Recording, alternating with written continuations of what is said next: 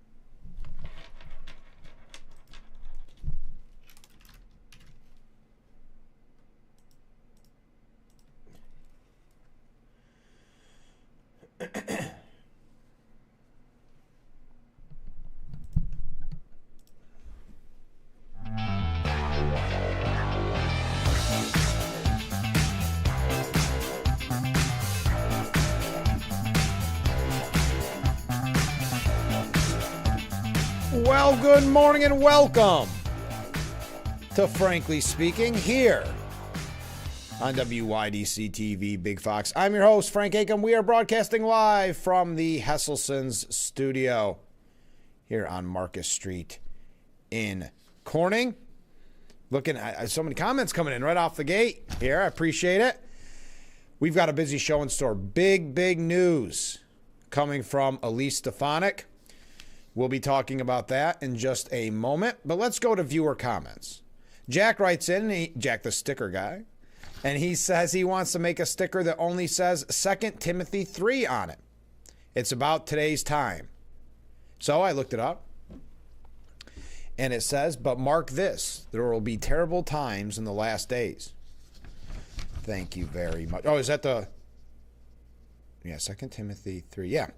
People will be lovers of themselves, lovers of money, boastful, proud, abusive, disobedient to their parents, ungrateful, unholy, without love, unforgiving, slanderous, without self-control, brutal, not lovers of the good, treacherous, rash, conceited, lovers of pleasure rather than lovers of God, having a form of godliness but denying its power. Have nothing to do with such people. Thank you, Jack. Jack also says he's wondering if Congress can put a temporary hold on filibusters to end this government shutdown. I think once the nuclear option is used, it's it's all done. I don't think you go back.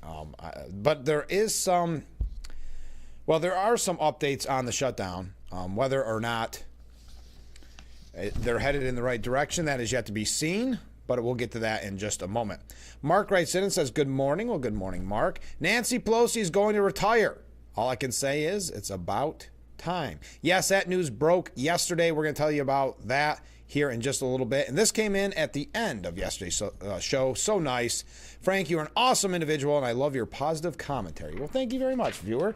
It's a nice way to end yesterday's show. I'm saddened that I didn't get to read it on yesterday's show, but it makes my day. I get to read it today. So Elise Stefanik, we're going to talk about this more in depth. But we have been waiting patiently. Yesterday, Bob Lonsberry, if you know, out of Rochester, kind of a political commentator, host, he was suggesting that Stefanik not run. And I saw that yesterday. I mean, it's all based on this blue wave. And I'm still, listen, it was a bad night for Republicans across the board. Having said that, there is more emphasis being put on Tuesday than on what happened last November. The House, the Senate, the White House, that doesn't change. I'm hoping it's a wake-up call to Republicans not to be so complacent. And we can talk about that. But this idea that we almost have to give up in a way, well, that's not Elise Stefanik's spirit.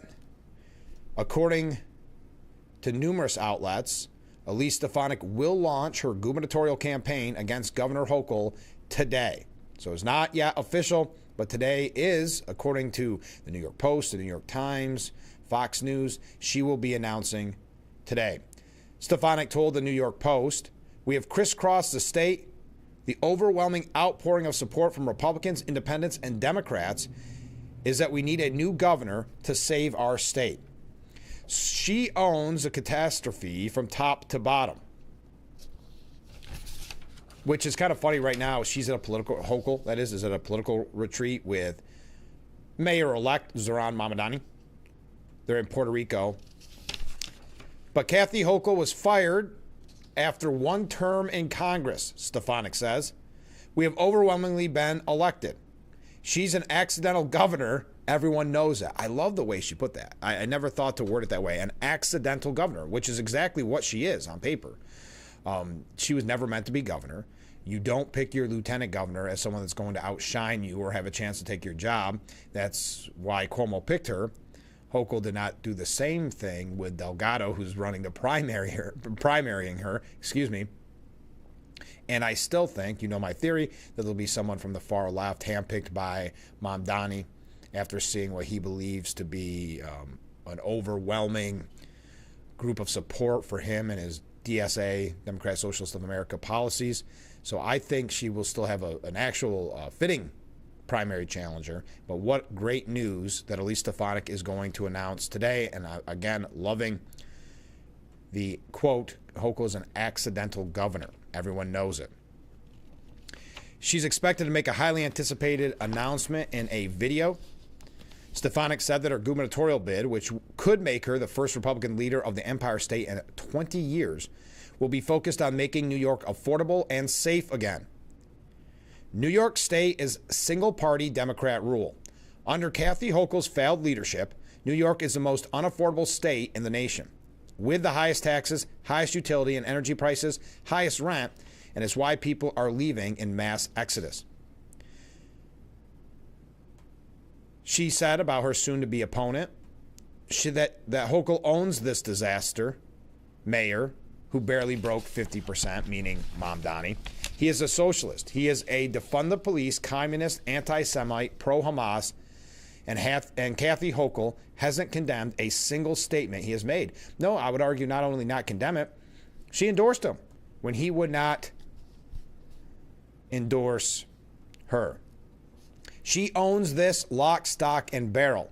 She also owns his positions where he said he wants to raise taxes. And if you saw, she took the stage at an event yesterday, that is Governor Hochul, and instantly the cheers started, or the chants, I should say, started ringing out of tax the rich. She has now got herself into quite a mess. And again, I think with the potential of a primary challenge. Stefanik drew attention to a recent incident in which Hochul, who endorsed Mamdani weeks before his victory, was heckled off the stage by chants of tax the rich from his supporters. Quote, "She has a record of raising taxes, and she's obviously considered doing that again, which is devastating to families who are suffering from an affordability crisis." Kathy Hochul has bent the knee to the defund the police communists in New York City.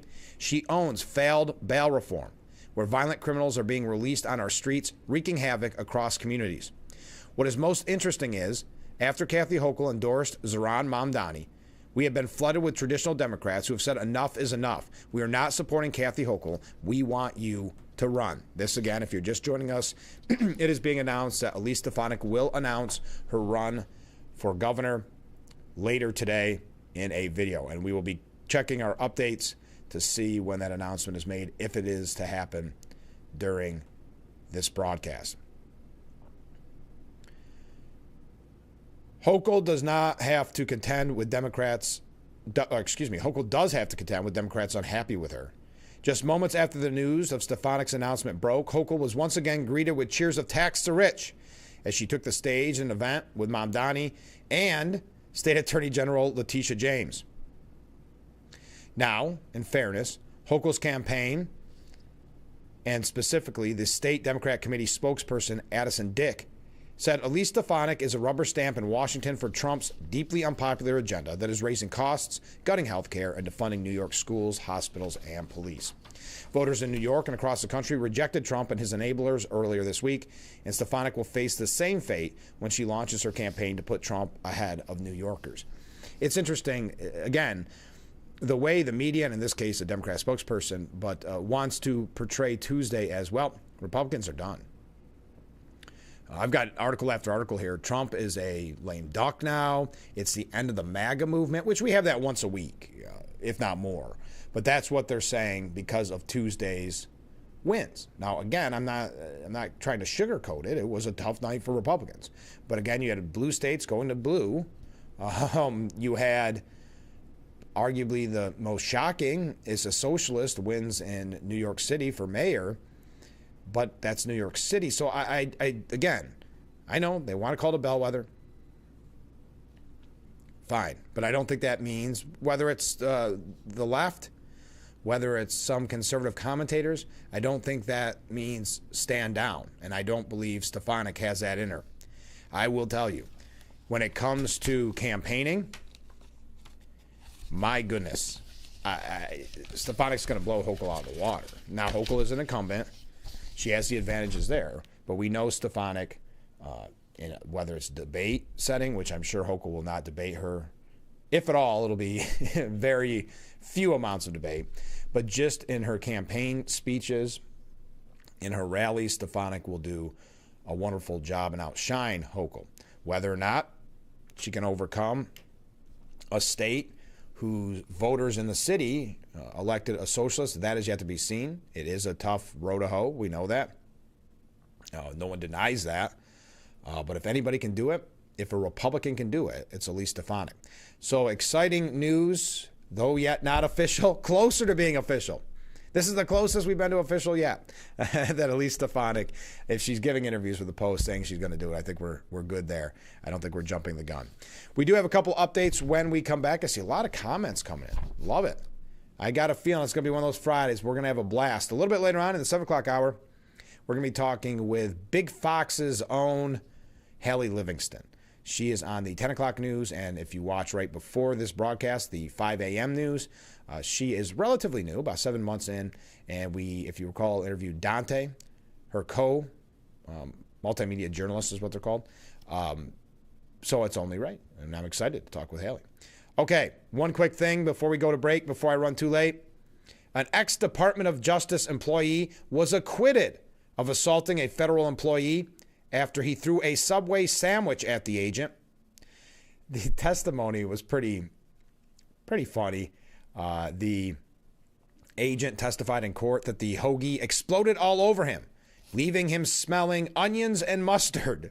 Sean Charles Dunn, again an ex-Department of Justice employee, was found not guilty of a misdemeanor assault charge by a jury in Washington after he was captured slinging the sub at Customs and Border Patrol agent Gregory Lamore in a viral video on August the 10th. So not a misdemeanor assault charge. I'm curious if there weren't the politicalization of the courts, but the politicalization of ICE and the constant attacks by the media and the left. I wonder, in a normal scenario, if you saw that video, not that you would ever be a part of it, but if you were the person that threw a sub at a law enforcement official, do you think you would have been found guilty of a misdemeanor assault charge? Just curious. Dunn's lawyers argued at trial that the sandwich tossing incident was blown out of proportion by the feds and that it was a harmless gesture by Dunn. Quote, "It was a harmless gesture at the end of him exercising his right to speak out. He is overwhelmingly not guilty." The panelist heard the agent, Lamore, testify he could feel the hoagie's impact through my ballistic vest. Kind of exploded all over me. You could smell the onions and the mustard. He also found onions strewn on his police radio, and his shirt was stained yellow from mustard. The incident became a joke with Lamore and his co-workers, who gifted him a felony footlong patch and a plush sandwich, which the agents displayed on top of my shelf in the office.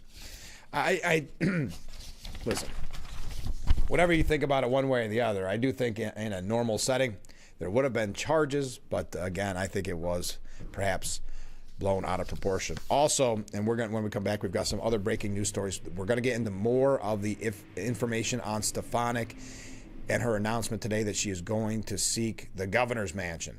We also have a lot of updates on the government shutdown. A few things here. I don't want to belabor it. We've been talking about it all week, but Zohran Mamdani But tying it in to the larger picture, like I said, of the media suggesting that it's the end of the MAGA movement, that Trump is done, that Republicans will probably never win again. They say that after every race, even though we had the historic landslides last November that led to the House, the Senate, and the White House all going to Republican hands. Quickly, this came in early this morning, actually around midnight. A suspicious package containing white powder delivered to a U.S. military base in Maryland caused multiple people to fall ill and led to several being hospitalized. This is being reported by CNN.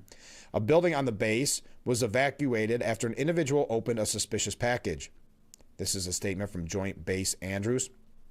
As a precaution, the building and connecting building was evacuated, and a cordon was established around the area. Several people were transported to the Malcolm Grove Medical Center on the base. The extent of their illnesses are not known at this time. Joint Base Andrews is famously known as the home base for Air Force One, the aircraft used to transport the President of the United States. The package contained an unknown white powder. CNN citing two people anonymous, but familiar with the investigation. That is another update. Stay with us. Look at all of these texts. Thank you. If you're new to the program, you see that number on the bottom of the screen, 607-358-3131. You can text me at any time. I try to do my best to read all of your comments. Also, if you're new to the program, you can send in a wave or just say wave, and we add it to our wave counter on the bottom of the screen, which I see a couple more coming in already. Stay with us. We'll be right back with Frankly Speaking here on WYDC TV, Big Fox.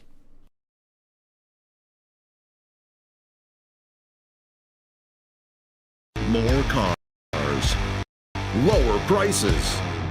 Simmons Rockwell. Make car buying simple when you drive your deal at a Simmons Rockwell location near you, where you'll always find more cars at lower prices. Since 2013, Valley City Insurance Services has been your hometown insurance provider. We're small enough to give you the attention you deserve, but large enough to provide you with access to the nation's top insurance companies. The staff at Valicenti Insurance Services will help you find the right plan for your individual needs, whether it's auto and home insurance, life insurance, health insurance, or business coverage. Valicenti Insurance Services, Water Street in Elmira. Visit us at valicentiins.com. Get everything you need for fall cleanup at Horseheads Do-It Center. We're your local hardware and home store with everything from quality tools and hardware to home building materials and heating fuels, all with lower prices on most everything than the big box stores. Still leaf blowers are in stock and ready to blow. Stop in and compare before you buy elsewhere. Horseheads Do-It Center is proud to be locally owned and operated with a focus on taking care of our community. Check out our featured products, services, and deals on Facebook.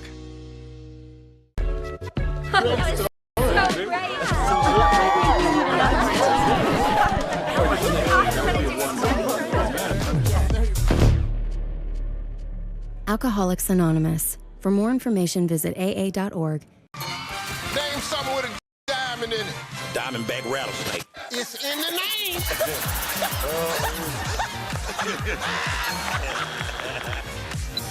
Name a low-calorie food you might make your edible underwear out of. Salmon. Watch it weeknights. Share it the next day. Wild caught Norwegian teriyaki. Share in the fun. Weeknights on Family Feud. 7 and 7:30.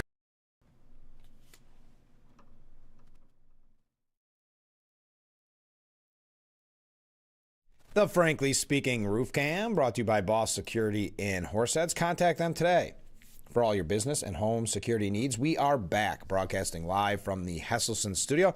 Let's go to all these great comments. Good morning, Frank. Well, good morning. Didn't take long for Mamdani to start asking for people to donate to his cause. Yeah, I see that he was asking for donations. Someone mentioned that yesterday on the program. I believe I saw he was asking for $65 million to help pay for teenagers' transgender surgeries. I have not heard that. I didn't have time to check that.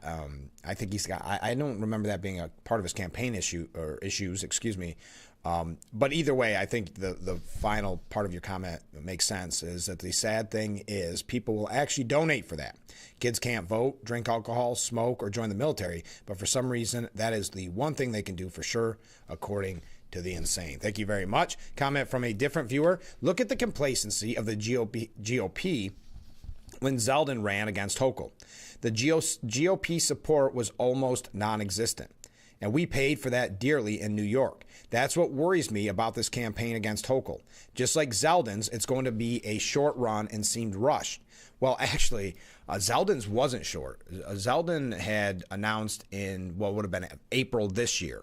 So he had from April all the way until the next November. But he didn't have the name recognition. He didn't have the financial backing that Stefanik has. So he had to do a lot more of the ground game to get his name out there. Because remember, when someone like Lee Zeldin, Stefanik's going to be a little different, but when someone like Rob Astorino, Mark Molinaro, any of our other gubernatorial candidates, they have to get their name out there, number one, and number two, they have to try to get the media coverage, and the media knows that and will not cover them.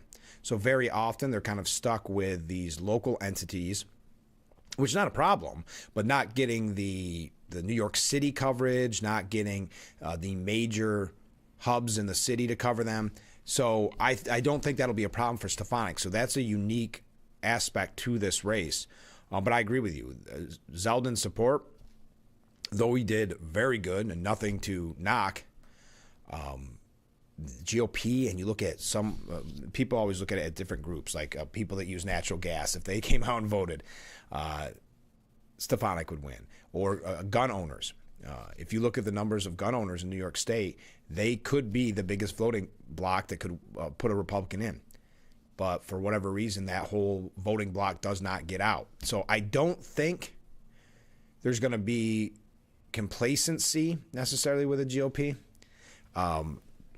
when it comes to Stefanik, but it's still a hurdle on the numbers coming from New York City and Rochester and Buffalo and like that. So I understand. Comment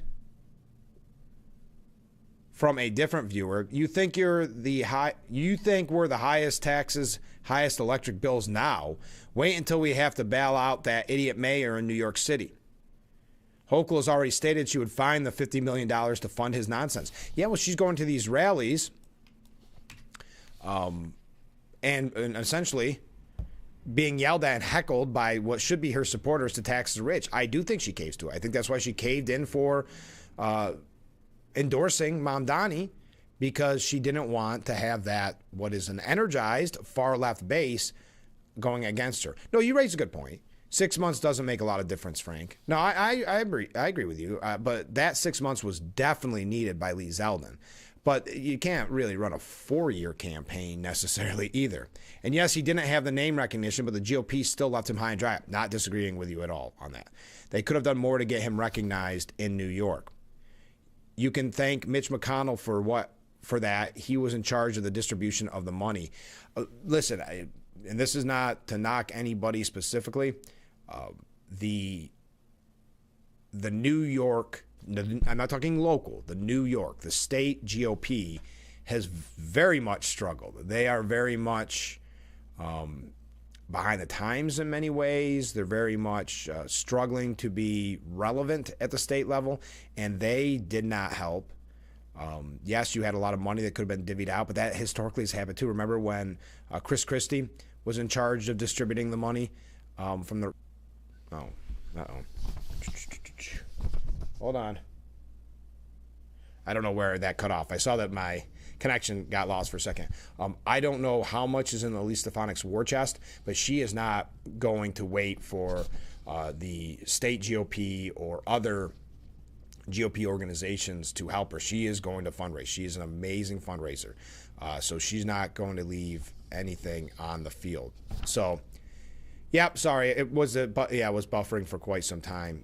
Sorry about that. That was a internet connection issue. But no, I appreciate your point, viewer. All right, comment from a different viewer. Here's the thing, Frank. You can change the governor, but you can't change the legislature by changing the governor.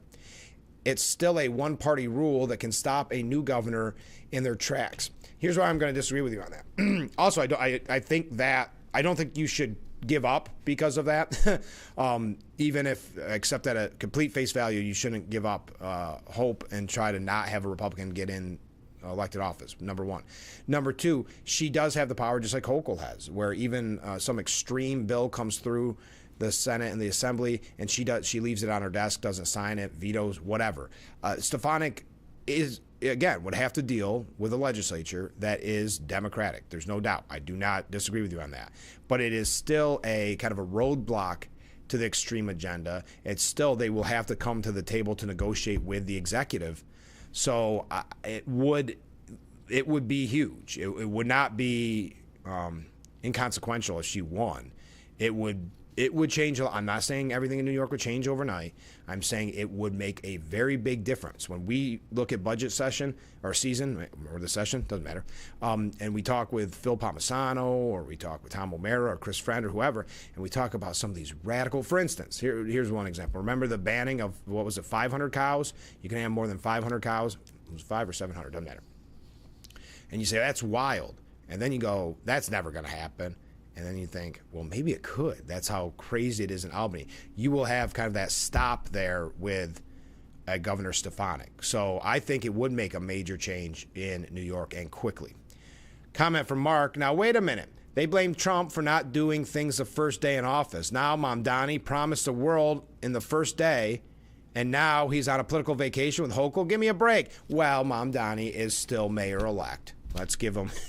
Let's let him give the world to everybody after January, whatever day it is they get sworn in. Then he can give the world to everybody. But no, I appreciate your sentiment, Mark. Comment from a different viewer. Yes. I think yes just is in reference to Elise Stefanik. It is being reported she is going to announce her gubernatorial run later today. And finally, to wrap up this segment of viewer comments, but keep them coming in. They're all great. Even if I don't want to sound critical of any of them. It's just a couple things that I'm not positive about or whatever. Good morning, Frank. Good morning. I like this one. I got my Hochul inflation check. Congratulations. I'm still waiting for mine. In the words of W.C. Fields, I spent 50% of my money on alcohol, women, and gambling. The other half I wasted. Great quote from W.C. Fields. So underrated. Very often I find myself putting on a W.C. Fields movie and being blown away. It is hilarious still to this day. And you just don't hear him talked about the way he should be. Not to get on that tangent. But I love that line. I'm going to quote it again. I spent 50% of my money on alcohol, women, and gambling. The other half I wasted. Perfect. Thank you. I'm glad you got to enjoy your $200 check. Keep these great comments coming in. We're having a blast on this, I can't believe it, this Friday edition. What a fun week we've had. By the way, to that W.C. Fields quote, I know you received $200. I'm wondering what everybody's doing with their check, if you've received it, how your life has changed with these untold riches. But did you see, not to knock you down a peg, did you see that Tesla did approve Elon Musk's pay package? $1 trillion compensation plan?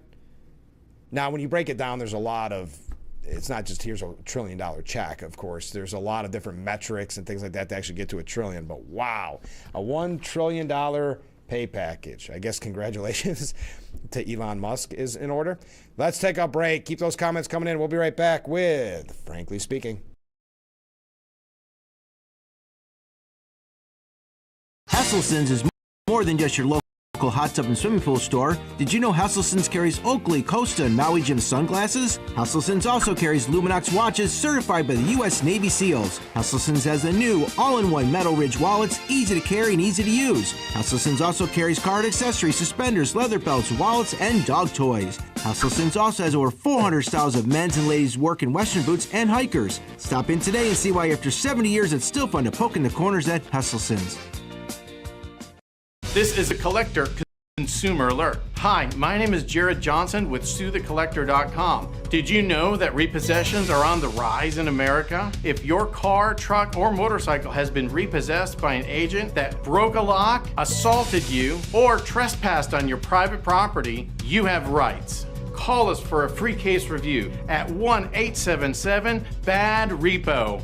You pay nothing unless we win money for you. Call me now. Small businesses are the heart of America. Like you, these entrepreneurs started out with a dream and the drive to build a better life. If you have a small business idea to grow or challenge to face, you don't have to go it alone. Since 1964, SCORE has helped millions of entrepreneurs build their businesses. Today, they are the nation's largest nonprofit source of expert mentoring, resources, and education. Whether you're starting out, building back, or have worked at it for years, SCORE will match you with specialized mentors. Our thousands of volunteers provide the guidance and connections you need for free. Your success is waiting. SCORE is ready to help. Find a mentor today at SCORE.org.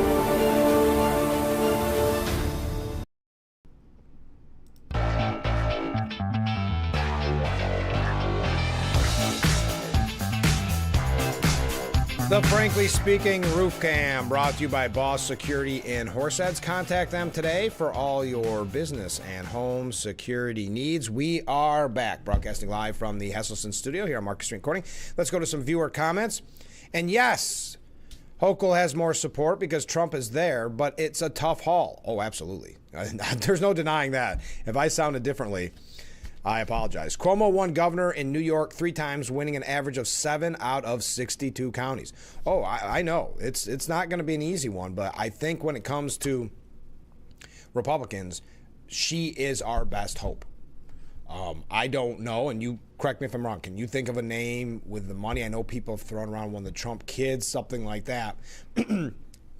Maybe, but I still think Stefanik, with her fundraising expertise, we've seen the hearings that she's held with specifically the Ivy professors and presidents and deans and others. The one she had with Hochul, remember that one? She is going to be a formidable candidate, but I'm not suggesting by any means this is a shoo-in. No, I agree.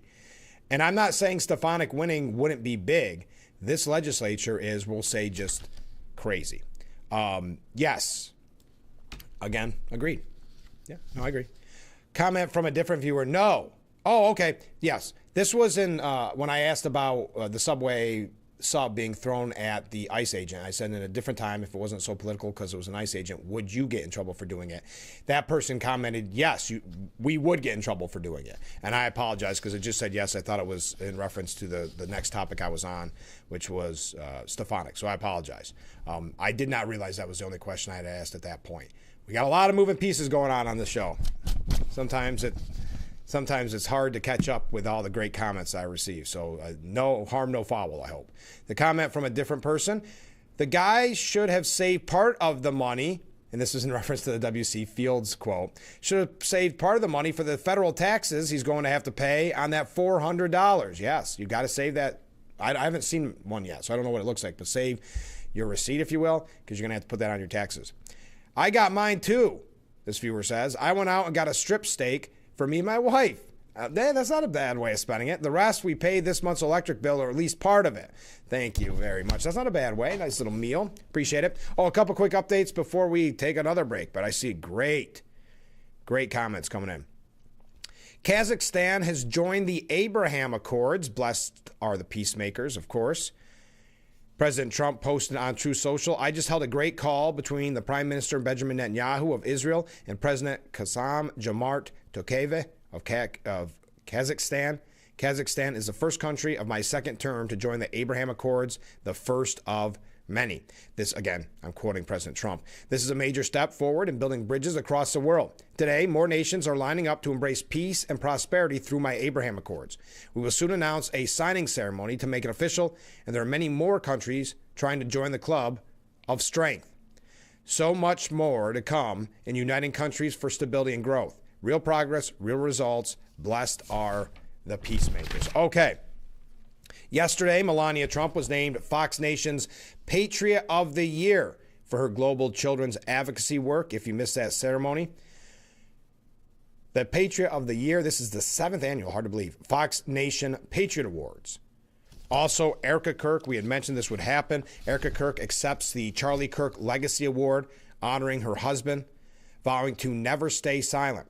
Charlie would always tell myself and others that America's worth fighting for, and it is, always will be. It's not how I'm saying it that's upsetting people. It's the fact that I'm saying the truth that's upsetting people, she said. So I wanted to pass that along to you. Yes, Mark had mentioned it at the beginning of the hour, and look how many updates that we haven't even got to the big announcement yesterday. Nancy Pelosi announcing that she will not seek re-election to Congress after nearly 40 years in Washington. 85 years old, and there was still speculation that she was going to run for another 2-year term.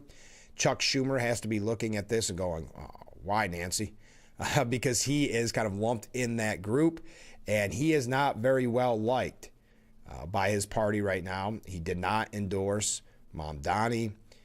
He has been called not powerful enough when it comes to the resistance, that he's out of touch, that he's kind of the old guard. So I'm sure he's watching this closely. I don't need to read all of Pelosi's statement. So she's actually, her congressional career is coming to a close after 38 years. She said, I say to my colleagues in the House all the time, no matter what title they had bestowed upon me, Speaker, Leader, Whip, there has been no greater honor for me than to stand on the House floor and say I speak for the people of San Francisco. The Clintons sent out a statement over X saying, throughout her remarkable career, Nancy Pelosi has been one of the most effective leaders ever to serve in the United States Congress. Thanks to her masterful abilities in both policy and politics, millions of Americans are living better, healthier, more opportunity-filled lives. Her service has changed America forever, and we owe her a profound debt of gratitude. Congratulations on a job well done, my friend. Best wishes for an impactful final year in office and a happy, healthy, fulfilling requirement. That was Bill Clinton. Hillary posting, there will be so many things to say about the legendary Nancy Pelosi's transformational tenure in Congress, but for now, let's start with thank you, Madam Speaker. Always so over the top. This is an interesting one. Of course, she made a fortune for herself. We all know that. But it's also interesting because they're saying moving away for the next generation. You do that after 38 years. You do that at 85 years old, and that's to be praised. I would say the next generation could have been, I don't know, after half of those 40 years. Trump was not as congratulatory as the Clintons, for lack of a better word. Trump saying the retirement of Nancy Pelosi is a great thing for America. She was evil, corrupt, and only focused on bad things for our country. She was rapidly losing control of her party. I'm very honored she impeached me twice and failed miserably twice. Nancy Pelosi is a highly overrated politician. I can't believe how many we'll say, Pelosi outlets, like the CNNs of the world, they proudly put the photo of her up, ripping up the president at the time, again today, President Trump's State of the Union speech in such a childish, and really, when we talk about the pettiness of politics anymore, really striking the biggest blow early on with how petty she became when she ripped up the State of the Union, all for the attention on her, all for some type of showmanship.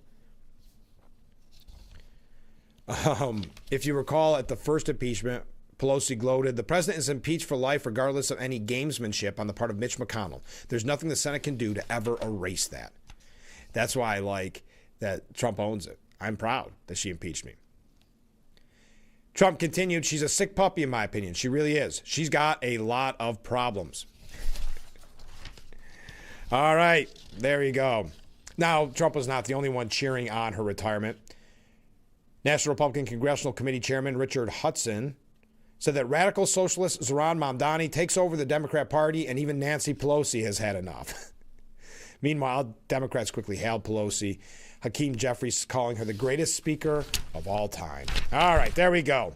The breaking story. Imagine, though, I kind of love how the news cycle works anymore. That is a major story after 40 years, but kind of buried quickly on because of all the other, for instance, government shutdown, these type of things. So we'll talk about it when we come back. That is the government shutdown. Stay with us. We'll be right back with Frankly Speaking here on WYDC TV, Big Fox. Accidents happen. If you're looking for an honest, dependable, trustworthy auto repair shop, bring it to Nappy's. Or if it's undrivable, have it towed right to us. It's your choice where to take your vehicle. Nappy's works with all insurance companies and will manage all vehicle calibrations. Nappy's has a state-of-the-art paint booth and a new and improved repair shop. Let our friendly staff of specialists help you through the process and get it done right the first time. Commit to Nappy's, family-owned for 3 generations. Thank you for your business. Nappy's Auto Body done right. Every day is a chance to do something meaningful. At Quick Fill, it can start with a tank of gas or a cup of Bradley Street coffee. Free every day in November with a purchase of our Operation Give Thanks mug. Whether you're fueling up, purchasing a mug, or making a donation, you're part of something bigger. Through Operation Give Thanks, you can feel proud knowing you're helping make a difference in the lives of veterans and their families. Did you know that children growing up with poor air quality have smaller lungs and higher rates of asthma than children that grow up with good air quality? And unfortunately, poor communities have poor air quality. IQ Air Foundation is working to change this. Today, the IQ Air Foundation provides filtration technology to schools with poor air quality through our Clean Air for Kids program. Our goal is to help over 50,000 school children every year breathe over 90% cleaner air indoors, helping to level the playing field, reduce barriers to learning, reduce sick days, and increase test scores. Mitigating poor air quality is key to environmental justice. Help Clean Air for Kids reach more children at IQAirFoundation.org.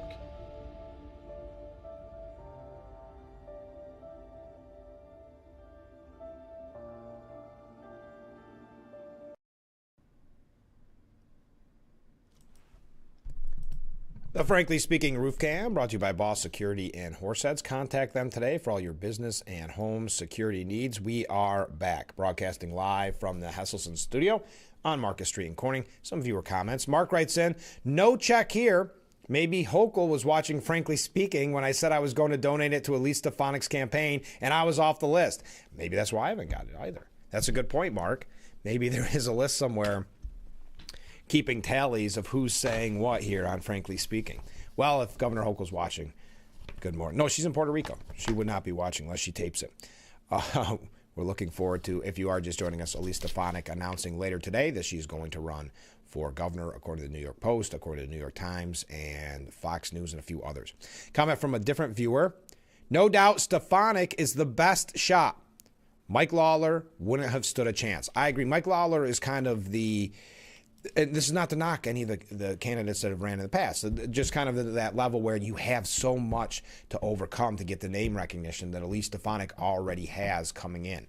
Not to mention the fundraising that Stefanik already has coming in. So there's no knock on Mike Lawler, but I'm with you. I don't think that would have been a competitive race. Comment from a different viewer. Good morning, Frank. Well, good morning. Thank you for letting us know about events going on in the community. Too often the news only covers it after it's over. Also, I agree with you on WC Fields. Well, let me dissect a couple things there. Number one, I know. That's one thing I'm very proud of on this program. We talk about it being a community-minded show, and that's why we had so many candidates on, and so many candidates thanked us before and after the fact, saying this is the only outlet that we've had the opportunity to get our message out, and that means a lot to me. But I do find it frustrating, having run some events. You know that I'm on the board of the Salvation Army, and I've talked about that before, and some of the other things I'm involved in locally, that you don't hear about the event, until the event's happening. When they put it, maybe a clips from the event. You don't hear the pre-promotion. The pre-promotion is the toughest thing to get, trust me. If you're involved in any organization, you know that. They love to cover it after the fact when it really doesn't help your cause.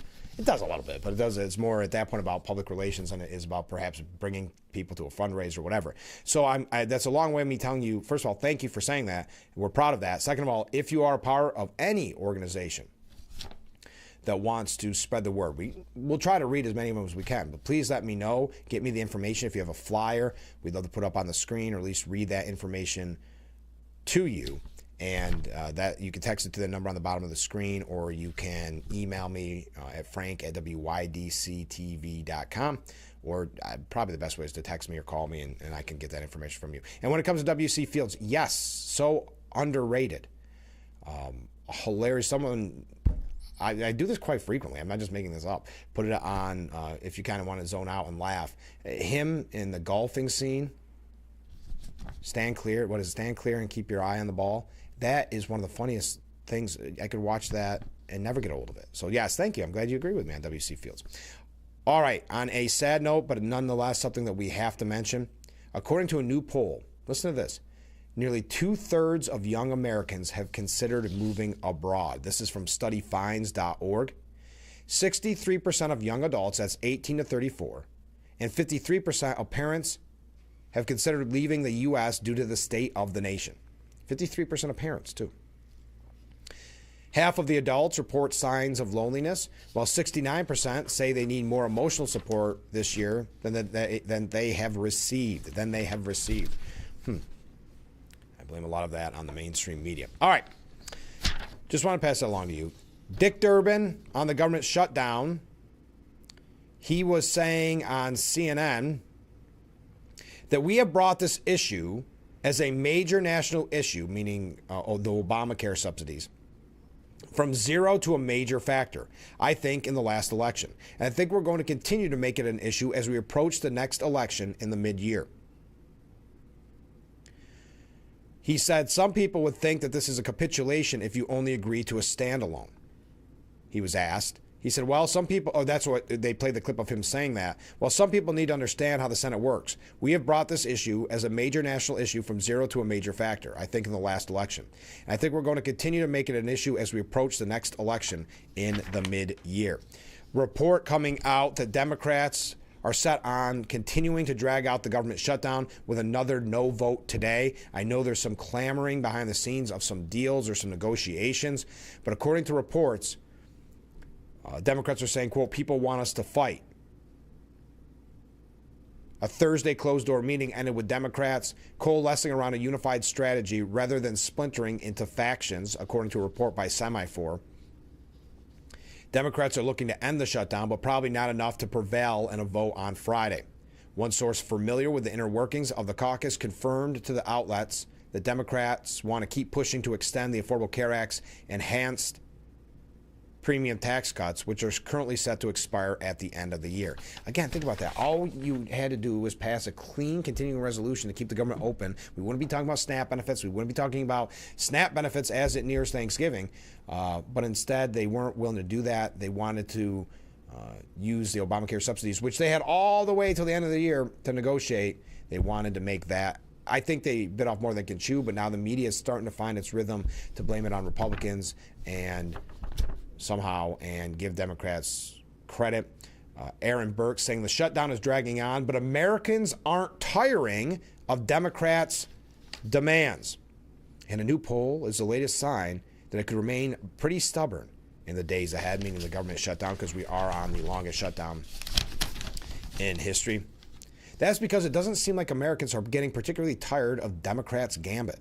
And combined with Democrats' big wins in Tuesday's election and all of the other polling, there remains seemingly little political incentive for them to back off, along with plenty of potential downside. This, again, I think an example of the media saying, don't give in. But, well, we'll tell you a little bit more about this. So many comments, so many waves coming in. Keep them coming in. We're having a blast this morning. Stay with us.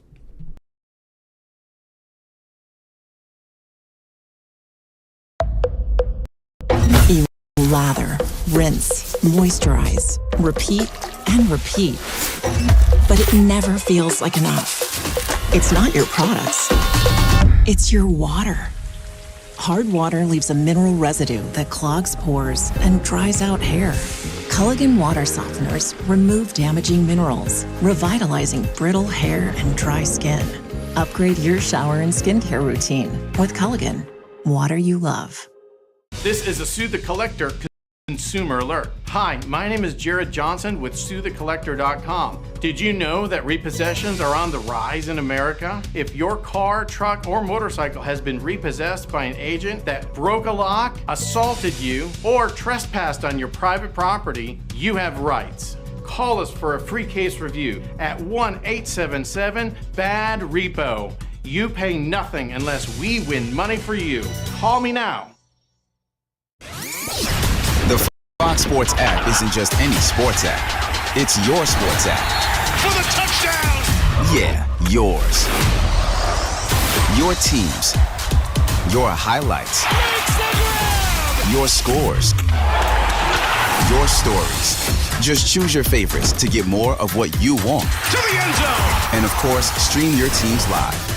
The best part is free with your pay TV subscription. Grab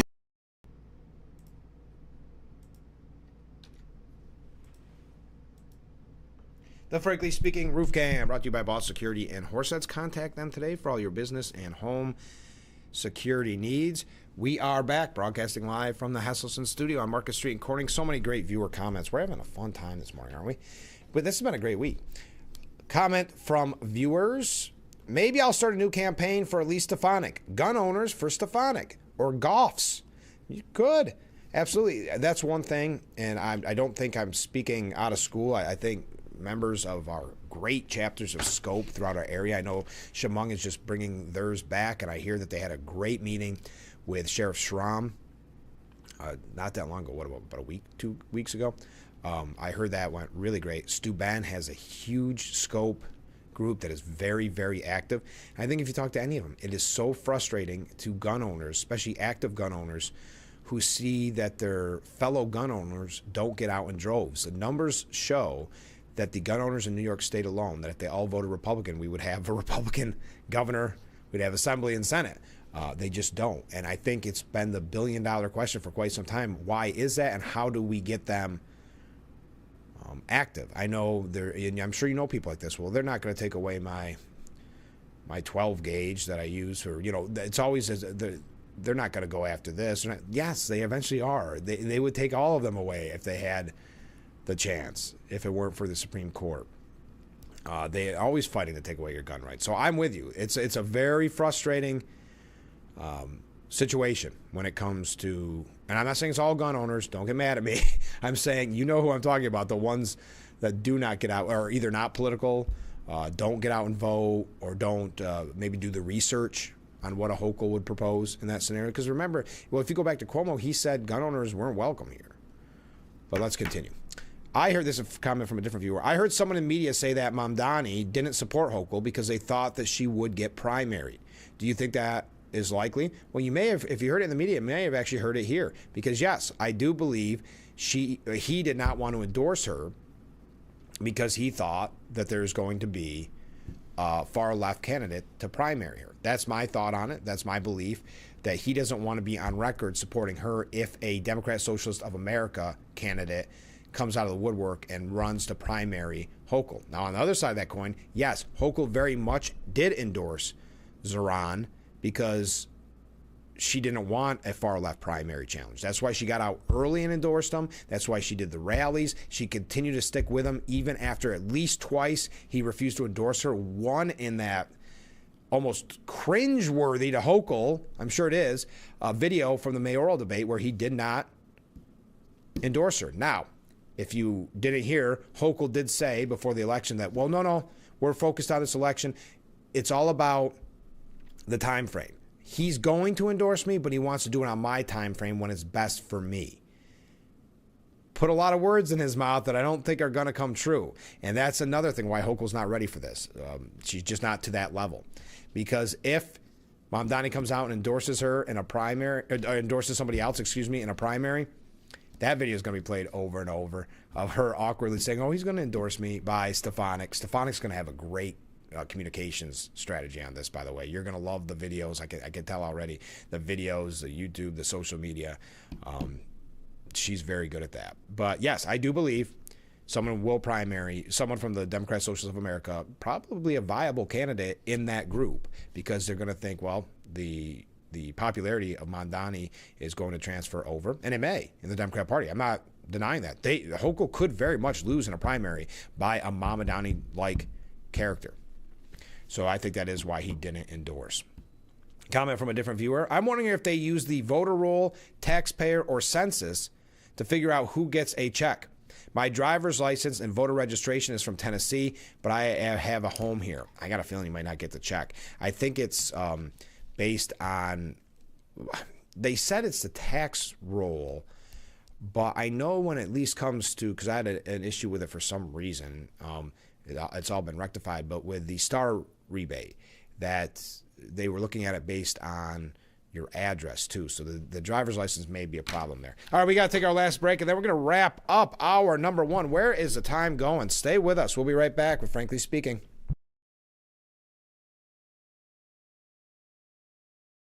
When you're online, don't forget to visit our Facebook page at Big Fox News. Catch up on news from the Twin Tiers. vote on the daily question, and hear about local events. All on Facebook.com/BigFoxNews. Attention, Twin Tiers. H.L. Stevens' lease in Horseheads is ending, and everything in the store has to go. Sofas, bedrooms, recliners, mattresses, dining sets. We're now reducing prices even further. All items must go. The Horseheads location only is closing, so hurry before it's too late. Our Montour Falls store will stay open, and we're expanding very soon to serve you even better. So don't miss your last chance for a once-in-a-lifetime savings at H.L. Stevens Furniture in Horseheads, New York.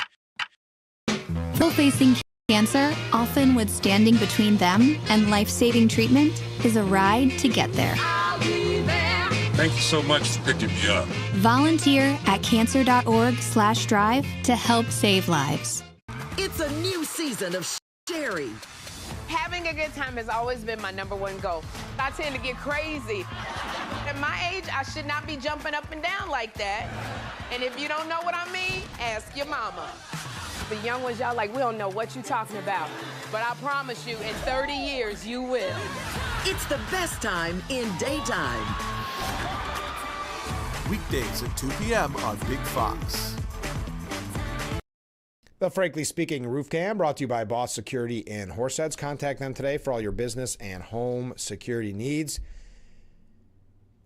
We're back broadcasting live from the Hesselson's studio here on Marcus Street in Corning. This question from a viewer coming in, and Jack, this is for you. Someone asks, why in the world would someone from Tennessee move to New York State? I'll let Jack put that in his own words, but that's not exactly the case. But I can understand why you may have thought that from his comment. Okay, quickly, before we wrap up this hour, because I don't want to... It's weird right now with the government shutdown. Mary Catherine Ham and Lauren Stewart from Fox said Democrats are holding the government hostage in an extended government shutdown over temporary COVID-era Affordable Care Act subsidies that were meant to make health insurance cheaper or free for millions of Americans during the pandemic. But like most pandemic relics, the cost of these subsidies far outweighs any potential benefits. Rather than forcing an extension of the temporary bumped-up subsidies through the spending bill, policymakers should allow them to expire at the end of the year and focus instead on health care reform that actually helps patients. Yeah, but here's the problem, and why Democrats know that they're going to make ground on this, because the media is not going to tell you about these subsidies. They're not going to tell you what they mean and what they are, and of course, as some go to illegal aliens, these type of things.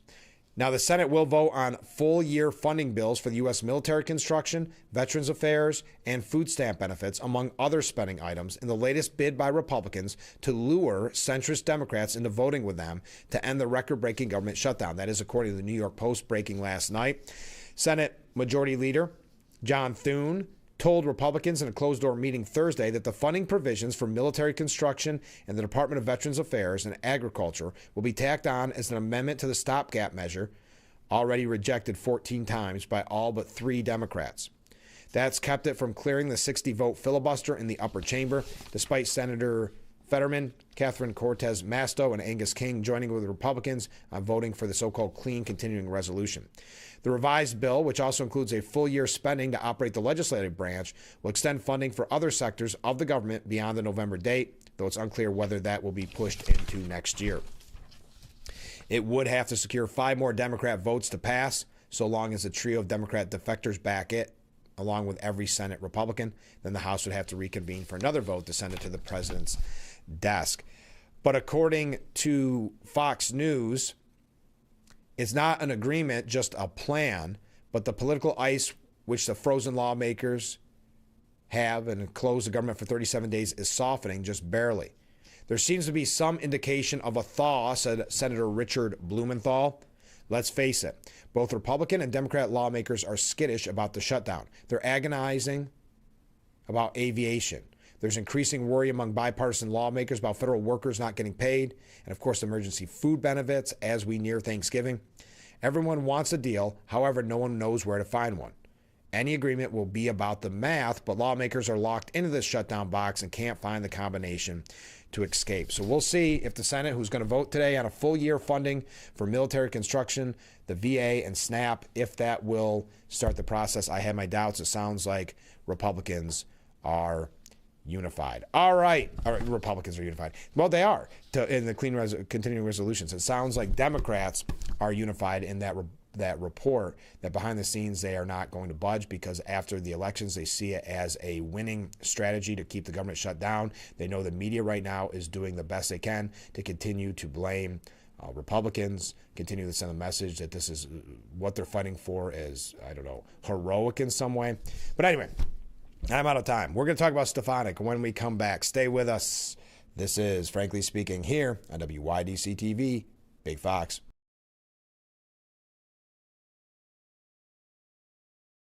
When you're online, don't forget to visit our Facebook page at Big Fox News. Catch up on news from the Twin Tiers. Vote on the daily question and hear about local events.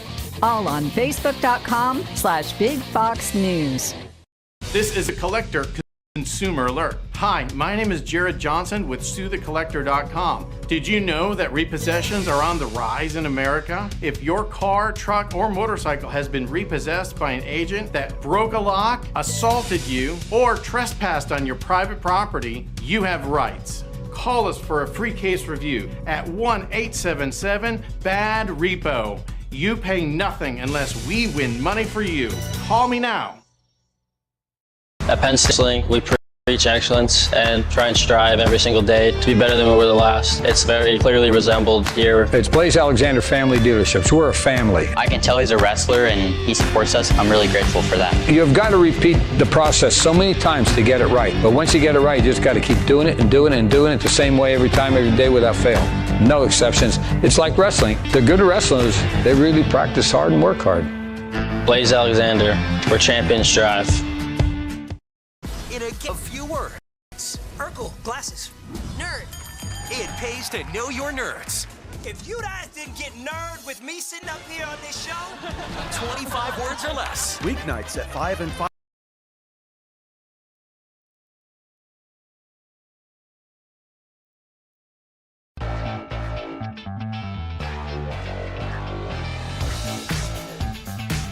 And welcome to hour number 2 of Frankly Speaking here on WYDC TV, Big Fox. I'm your host, Frank Acom. We are broadcasting live from the Hesselson studio here on Marcus Street in Corning. Let's go to some viewer comments. Oh, in response to the question for Jack, why would anybody living in Tennessee move to New York State?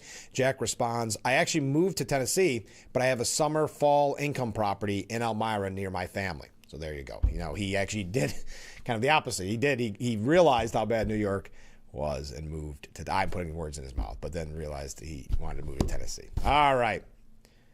And Jack writes in, I rarely miss an episode of Frankly Speaking, even from my other house, even in Tennessee. Thank you, Jack. We appreciate it. All right, coming from a different viewer. Good morning, Frank. Well, good morning. Don't forget, not all gun owners are on the conservative Republican side. Great point.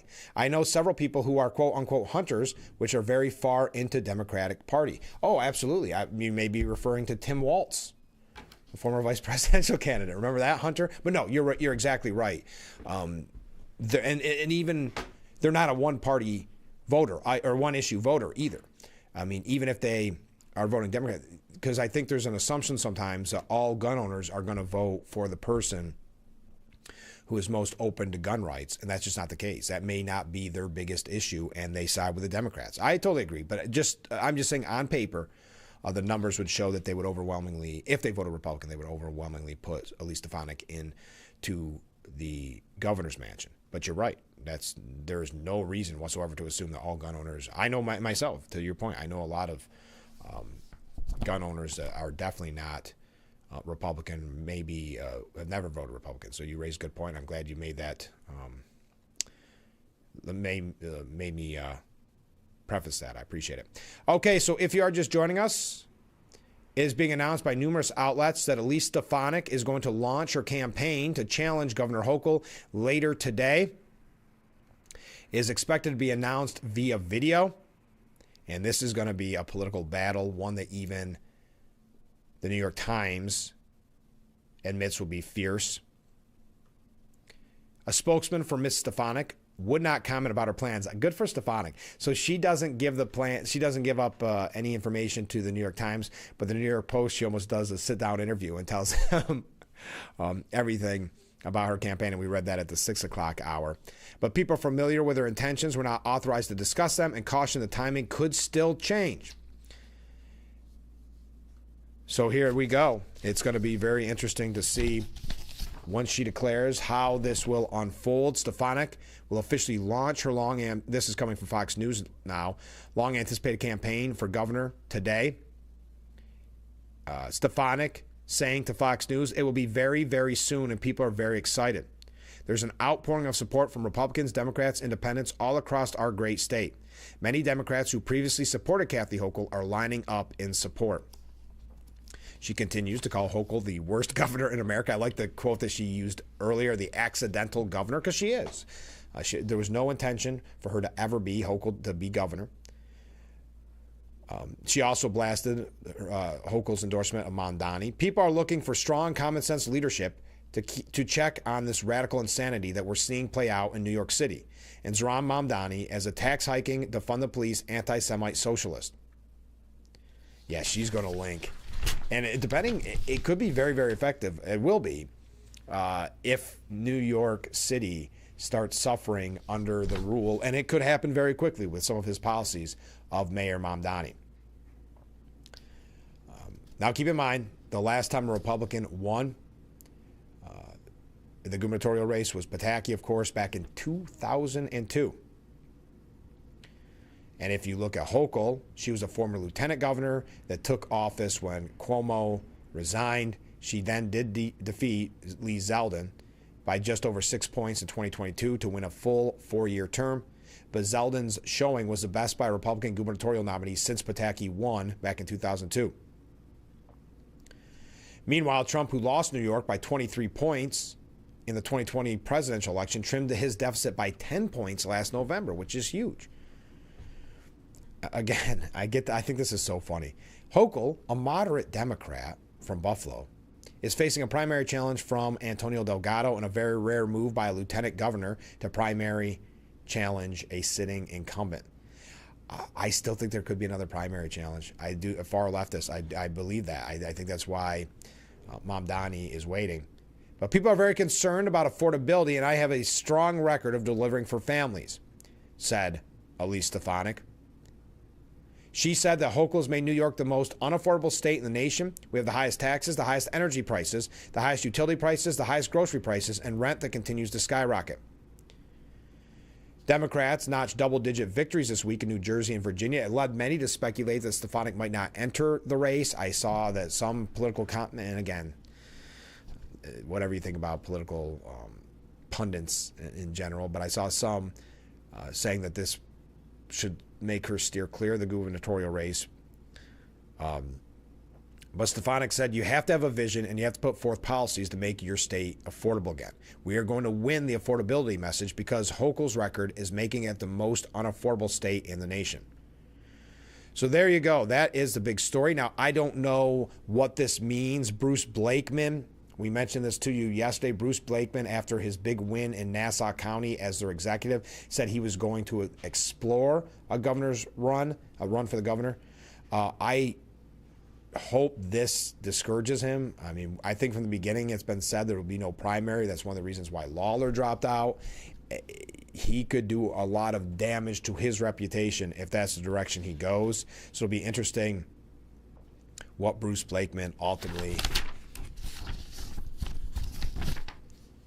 decides. Okay, speaking of New York, and yes, a couple quick announcements.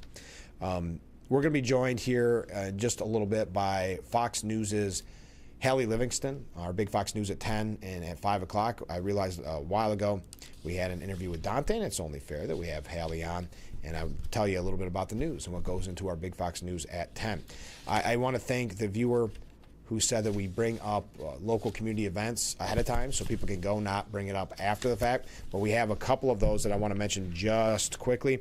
Don't forget that the Corning, where is it now, Frank? There it is. The Corning Area Community Concert Band will be holding their 50th anniversary celebration this Sunday. It is absolutely free. We had that interview with Tina Sosha earlier in the week. It's this Sunday at 3 at the Corning Museum of Glass Auditorium. And also, I want to remind you, the Rockwell Museum sent us the information to all our veterans that watch this program. Thank you for your service. And I try to bring as many veterans updates as I can. Well, the Rockwell Museum is honoring veterans and active military with complimentary admission in the whole month of November. Also, it's not too late. I talked with her yesterday, but Elisa Trosha joined us earlier in the week to tell us about her Adopt a Veteran program. And what happens is you Venmo her. I think it's, I know I see it right here, $25. Include your name and a personal message, and she puts together these amazing gift baskets and takes them to the Bath VA. She's going to do that on Veterans Day, but today is the last day to make the donation so she can purchase the supply. So if you are interested, just go ahead and text me. I will get you her Venmo information. It is at Elisa-Trosha, but without spelling it all out there. If you want to donate to be a part of that Adopt a Veterans program to honor all those who served, just let me know and text that number on the bottom of the screen, and I will get you that information. All right. Now, we got a lot of comments coming in. We'll get to those in just a moment.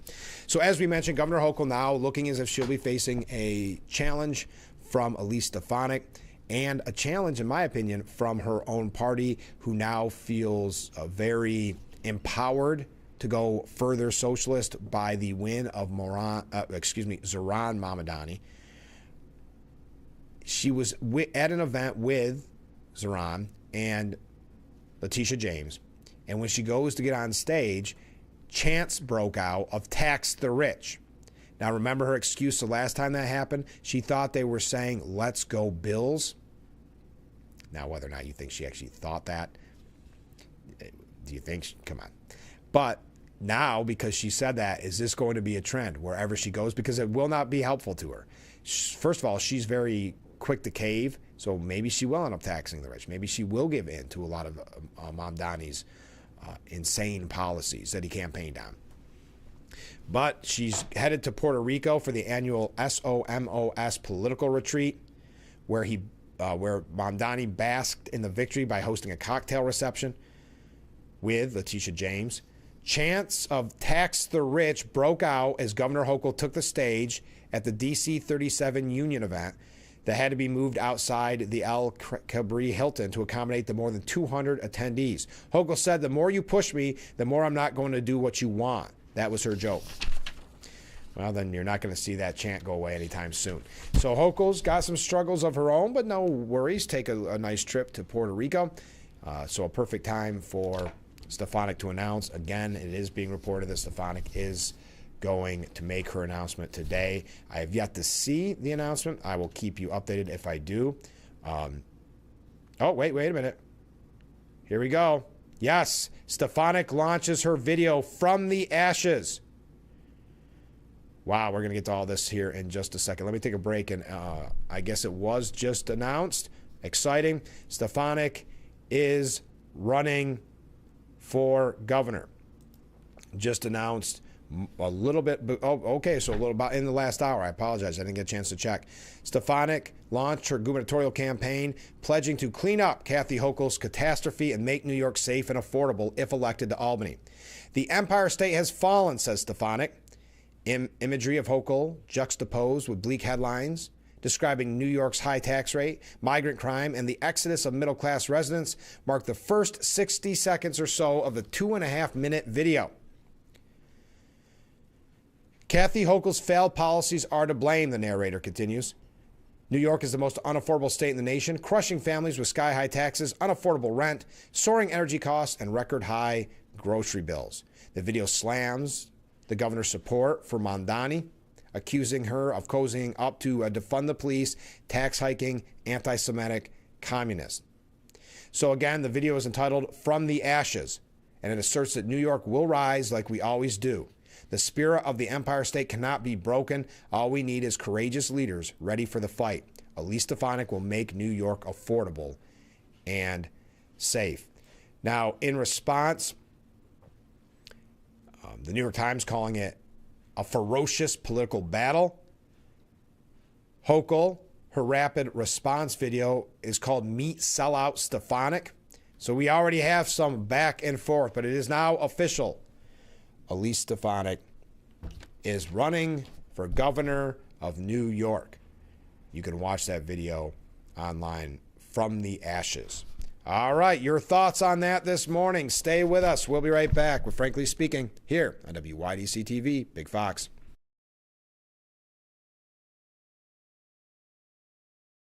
William Mattar has earned a reputation for being a straight shooter. Because I am a straight shooter. For being honest. Here's what we're willing to pay.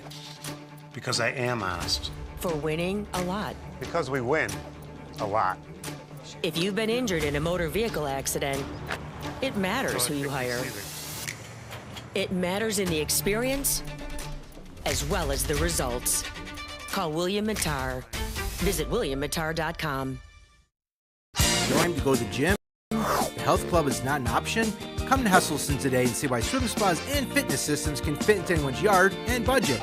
12-foot, 14-foot, 15-foot, 18-foot dual temperature hot tub and swim spas are all on display in Hesselson's indoor and outdoor showroom. Try before you buy. 0% interest-free financing options are available on every Hesselson swim spa. Swim and exercise year-round and start making every day better. After 70 years, it's still fun to poke in the corners at Hesselson's. Having a safe home is essential to many aspects of our lives. From a sense of community and safety, to physical and mental health, to economic security and independence. Most homes in our communities are not accessible and are not designed to accommodate the changes that come with age, including the risk of falling.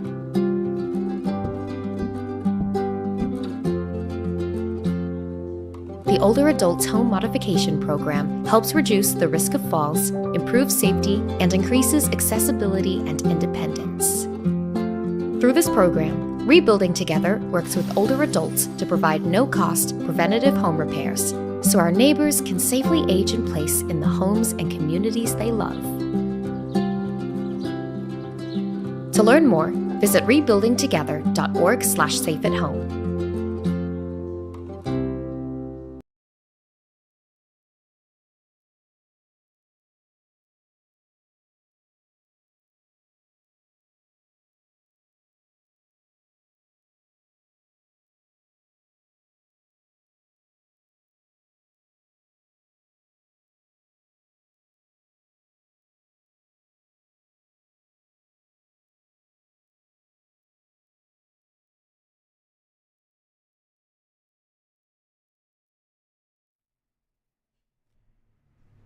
The Frankly Speaking Roof Cam, brought to you by Voss Security in Horseheads.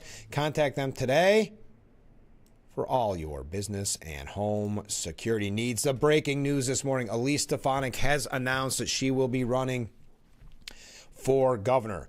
Very big news. So we got some comments in reference to that and some other things we've been talking about this morning. Coming up in about 5 minutes, we're going to talk with our friend Haley Livingston from Big Fox News at 10. You can learn more about her. Okay, I'm wondering if Hochul's staff calculated the exact amount to give out to put people into the next tax bracket. It may be a huge windfall for the state. No, that would be funny, though. I think you're giving Hochul too much credit. But yeah, everybody gets bumped up by their $200 check. They're the only ones that get it. That would be funny. Tim Walz, the Democrat gun owner who didn't even know how to load the gun he posed with. Pretty scary stuff. Yes, that's, of course, why I mentioned it. In that was so uncomfortable. Didn't know how to load his gun, the awkwardness of it. And remember, he was sold to us as the alpha male. Comment from a viewer, don't forget that Trump will not be financing New York City. You're right. And that's not, that doesn't help Mondani either. All right, a comment from a viewer, announcement for veterans. I know we have a lot of veterans that watch this program. I think it's on the 11th of November that Topps Market is offering an 11% discount with supporting documentation. So I looked it up just to get a little more information. Yes, this Veterans Day, November 11th, Topps will honor an 11% discount off of a total order to all veterans and active military personnel who shop at any of our locations. That's a great deal. Thank you for passing it along. I love to support our veterans and get that information out to them. Thank you. Comment from a different viewer. There's groups on Facebook that appeared over a month ago, Elise Stefanik for governor. And before that, there are now at least 12 groups that count all titled similarly. I have trouble with that word. That are all similar.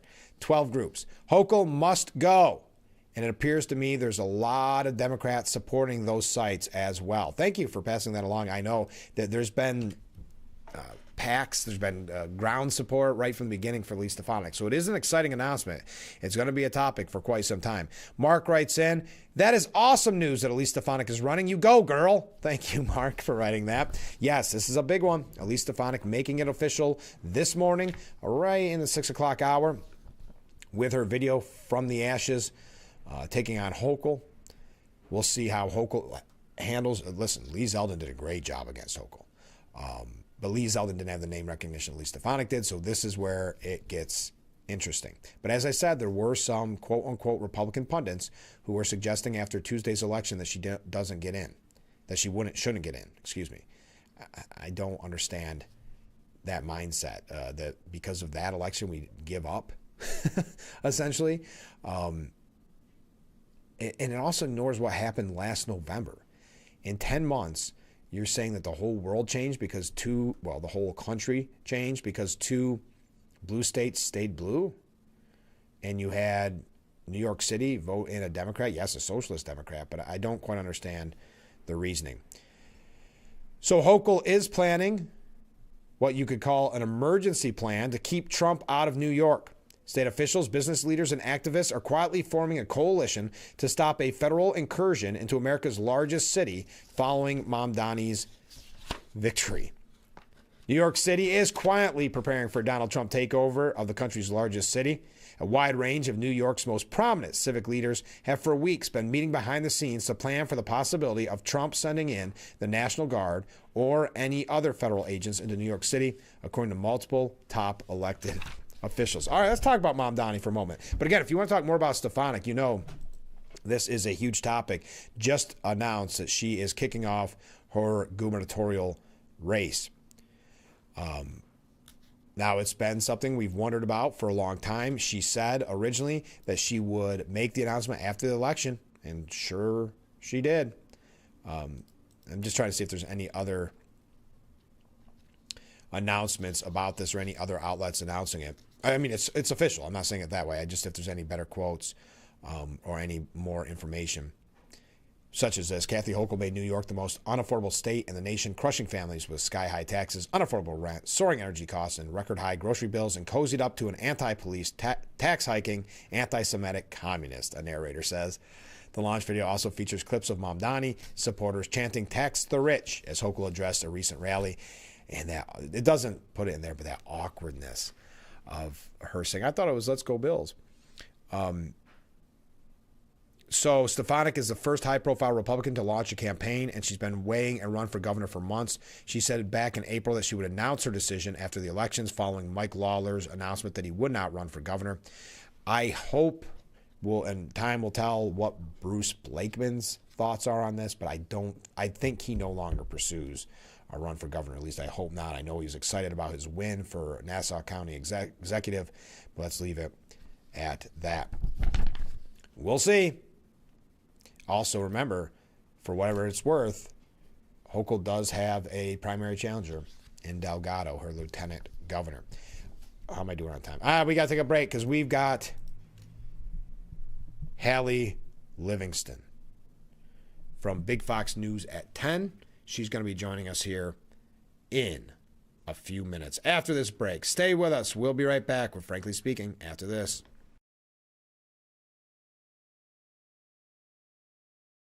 Your tap water is delicious. I know, right? It's this Culligan Smart drinking water system. What do you think is going on in there?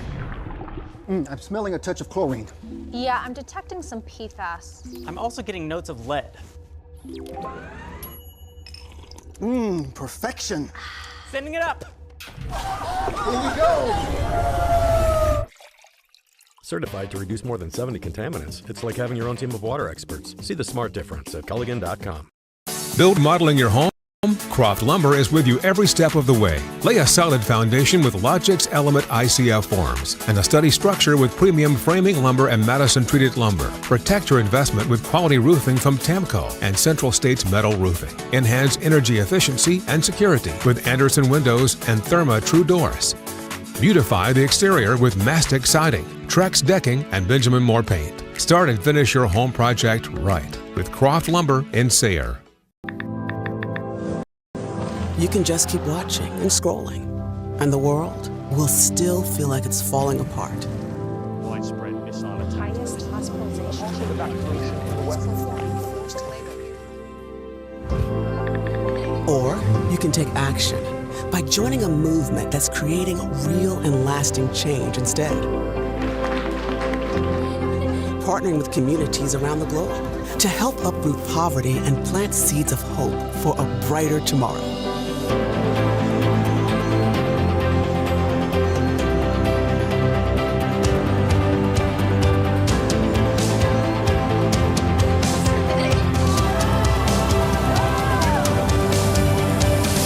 Because at World Vision, we believe that no situation is hopeless. Join a movement that's changing the world for good. The Frankly Speaking Roof Cam, brought to you by Boss Security of Horseheads. Contact them today for all your business and home security needs. Welcome back to Frankly Speaking here on WYDC TV Big Fox. I'm your host, Frank Agan. We are broadcasting from the Hesselson studio. And in that studio this morning, we have Hallie Livingston, multimedia journalist for Big Fox News at 10 and now at 5. Thanks for being on the show. Thank you so much for having me, Frank. I really appreciate it. How long have you been with our news? It's been quite a while now, hasn't it? 7 months. Around 7 months. I moved here in March, so yeah. How do you like the area? It's definitely very different from where I'm from. I'm from like a very rural part of Pennsylvania, so the rural part's there, but there are major differences. I grew up on a farm, so. Oh, well, there you go. Oh, there are farms here, right? Yeah. But you're in the Elmira area, right? Yeah. Yeah. So tell us a little bit about your background. Since you mentioned you're from rural Pennsylvania, what got you kind of into this lifestyle of a multimedia journalist? So I guess when I was a kid, my nickname was Haley Storm. Okay. And ever since I was like 9 years old, I wanted to be a meteorologist. Oh, okay. Because I thought the name. I thought you were going to say WWE. It sounds like a WWE name. No, I'm not strong enough for that. But I wanted to be a meteorologist, and so I remember one Christmas my dad bought me everything a meteorologist would want. Okay. They had the outside little How many things is that? Yeah. Yeah.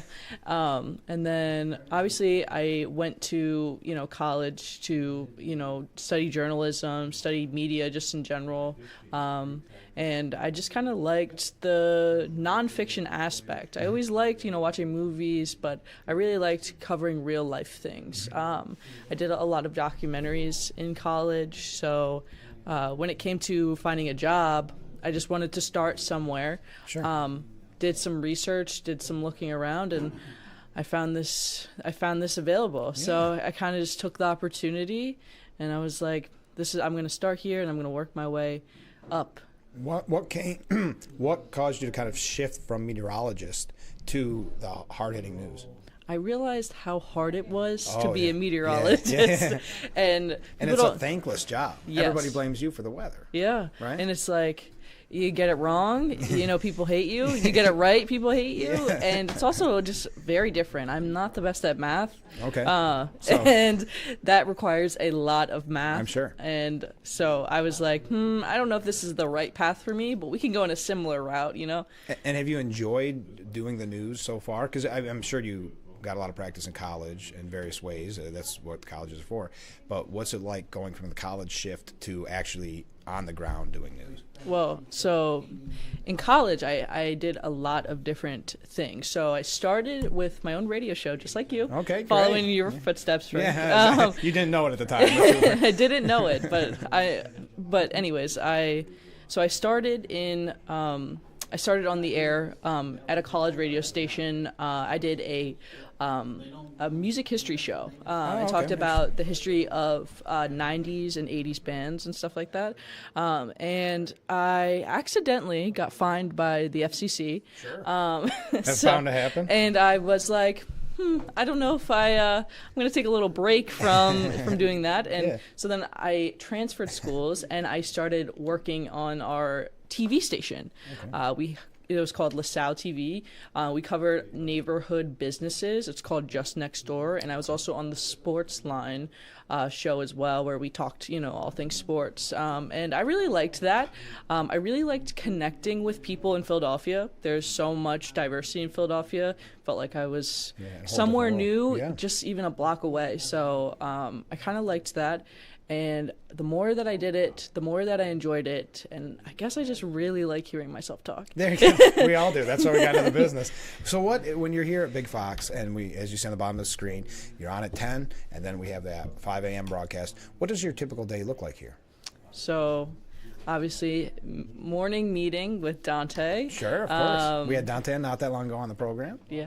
And so me and Dante in the morning, we were brainstorming, kind of communicating who wants to do what, because, there's a lot going on in the area. So we try to split up the work as evenly as possible. And then we get ourselves on the road. We try to do as much social media content as we can, posting ourselves whenever we can. I know a lot of our people up there want us to promote ourselves. So, and then kind of throughout the day, I'm checking other sources as well. I'm always trying to find new stories for either later in the week or even if something pops up late in the day. And then obviously editing. I'm a pretty good editor, so get my editing done within an hour, maybe an hour and a half. Do my article, go home. Yeah, beautiful. That's a good day. Yeah. Where do you keep the passion to find stories? Because I know there are times it's a real slog trying to find anything. Yeah. I just look for places that I would want to see on the news. Okay. And so I always try to find community-related stories that are interesting but also have a hard news aspect to it, or an educational piece that I think would be important for people to know. Like, for example, I know I did a lot of the NASCAR stuff back in the summertime, and that was so fun. But I also, when I was talking to these, racers, I would always try to find a hard news aspect, going back to, the playoffs, going back to something like that, something that people would be interested in, to keep them coming back to our website and stuff like that. Of course. So you said you've been here about 7 months. What has been your favorite story so far? Wow. So I think we talked about this. Yeah. I got the chance to interview Eileen Collins. That's cool. That's really cool. I know that you've talked to her before, but it was my first time meeting her. I got to interview her. She gave me a signed copy of her book. That's nice. She was a lovely person, and I just had a lot of fun interviewing her, and I've always looked up to her. So that was probably top tier. And a hometown hero for us, but you knew her before you moved to the area. I had no idea she was from here. Yeah. I've read her book. How silly is that? I read her book. Well, you didn't know where Elmira was at the time. When I moved here, I didn't put the two and two together. Right. And I saw an astronaut on the sign coming into Elmira. I'm like, I wonder who that is. Well, It's so silly. That is funny. What have you found to be the most challenging part of your job? There are some days where you come into work and you see things, horrible things that people do in the community, and that's a very small crack of society that you see every day, which is tough, because it's like how could this be something that's in the news? How can and I guess I'm getting used to that. It's important to do. It's important to cover, but it difficult. Definitely is challenging to kind of watch that stuff day in and day in. Yeah. What has surprised you the most about the job? How much work. Yeah. In college, I felt like it was such a breeze, but when I came here, I remember my first time alone without script approval, and I was leaving at 7, 8 o'clock at night. Yeah. I'm like, why do I feel like I'm trailing behind? Yeah, sure. But eventually I got the hang of it, obviously. Yeah, there's always a learning curve for something like that. Yeah. So when you're not here at Big Fox News headquarters, what do you do in your free time? I love being outside. I know that's so stereotypical to Yeah, say. I just love going on long walks. But I do. I love the outdoors. I love building stuff, furniture, stuff like that. Okay. I love painting furniture and stuff like that, making things.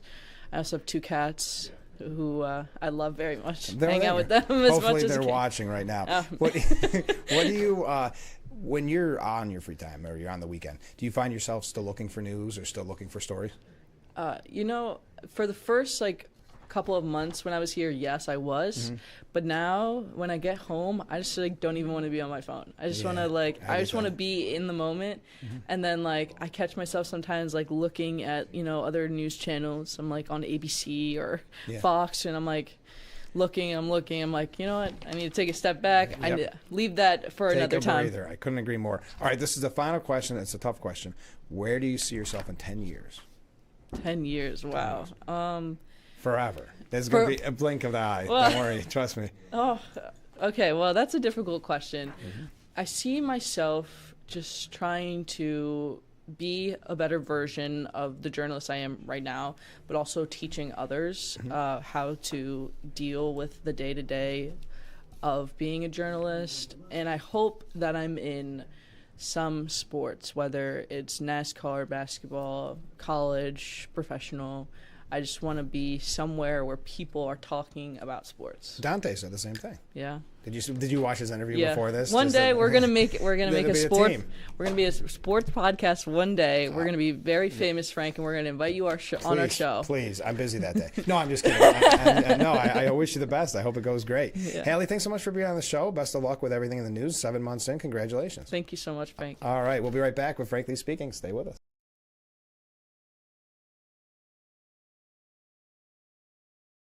I'm Marianne Crawford.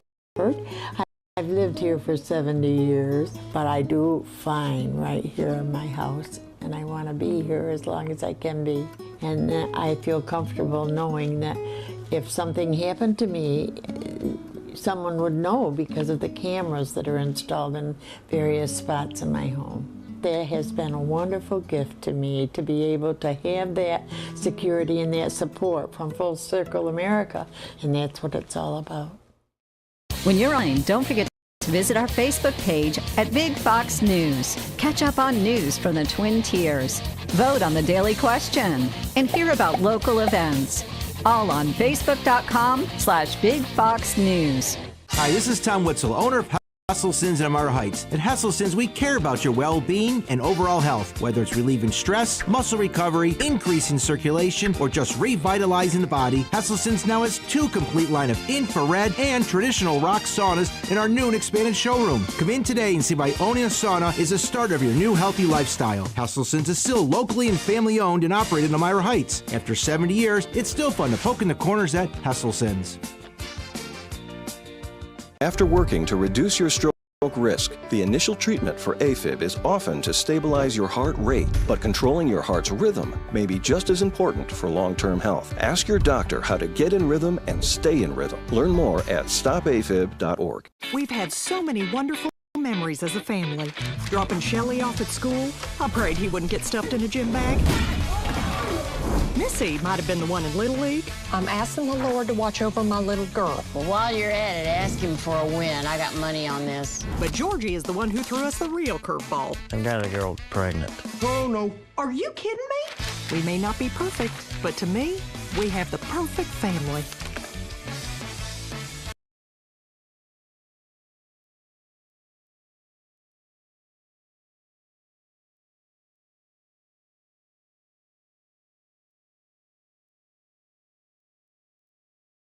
The Frankly Speaking Roof Cam, brought to you by Boss Security in Horseheads. Contact them today for all your business and home security needs.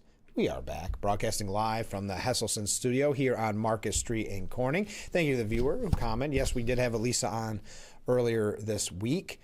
She has that Adopt a Veterans program where she does gift bags for our veterans that she drops off at the Bath VA on November 11th. If you want to be a part of that, it's not too late. Today is the cutoff. You donate $25, put your name on her Venmo and a message that you'd like to send to the vets. If you're interested, go ahead and contact me. I'll get you her Venmo information. Okay, let's get some comments from different viewers. Let's see here. Oh, hey, this is a nice one. Haley is a bright light. I hope that all of her dreams come true. Very nice. I will pass that message on to Haley. Comment from a different viewer. I just watched From the Ashes. If you're just joining us, Elise Stefanik has declared that she's going to run for governor. Her video to make the announcement is called From the Ashes. So this viewer says, I just watched From the Ashes. Great and truth-filled video. In it, there was a street that looked exactly like Market Street. Oh, great. I can't wait to watch it. I'll have to see if it is Market Street. I should know what it looks like by now. Comment from a different viewer. The survey results where you mentioned how many people considered leaving the country is quite troubling. Yes, what was it?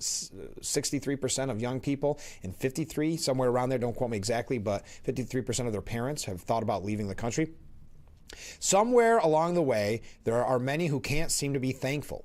You don't even have to go out and get your own groceries if you can't or you just don't want to. Everything can be delivered to your door. America will always have its problems, but it's still the best place to live on the planet. I couldn't agree more.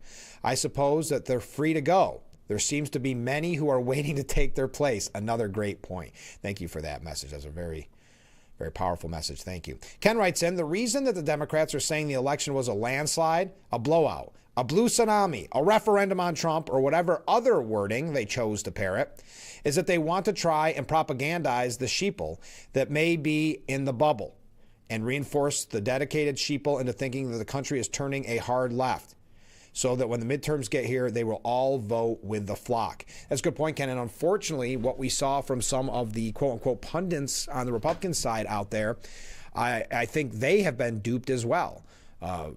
Some saying that Stefanik shouldn't run because of Tuesday's results. They want this to be the biggest landslide in political history.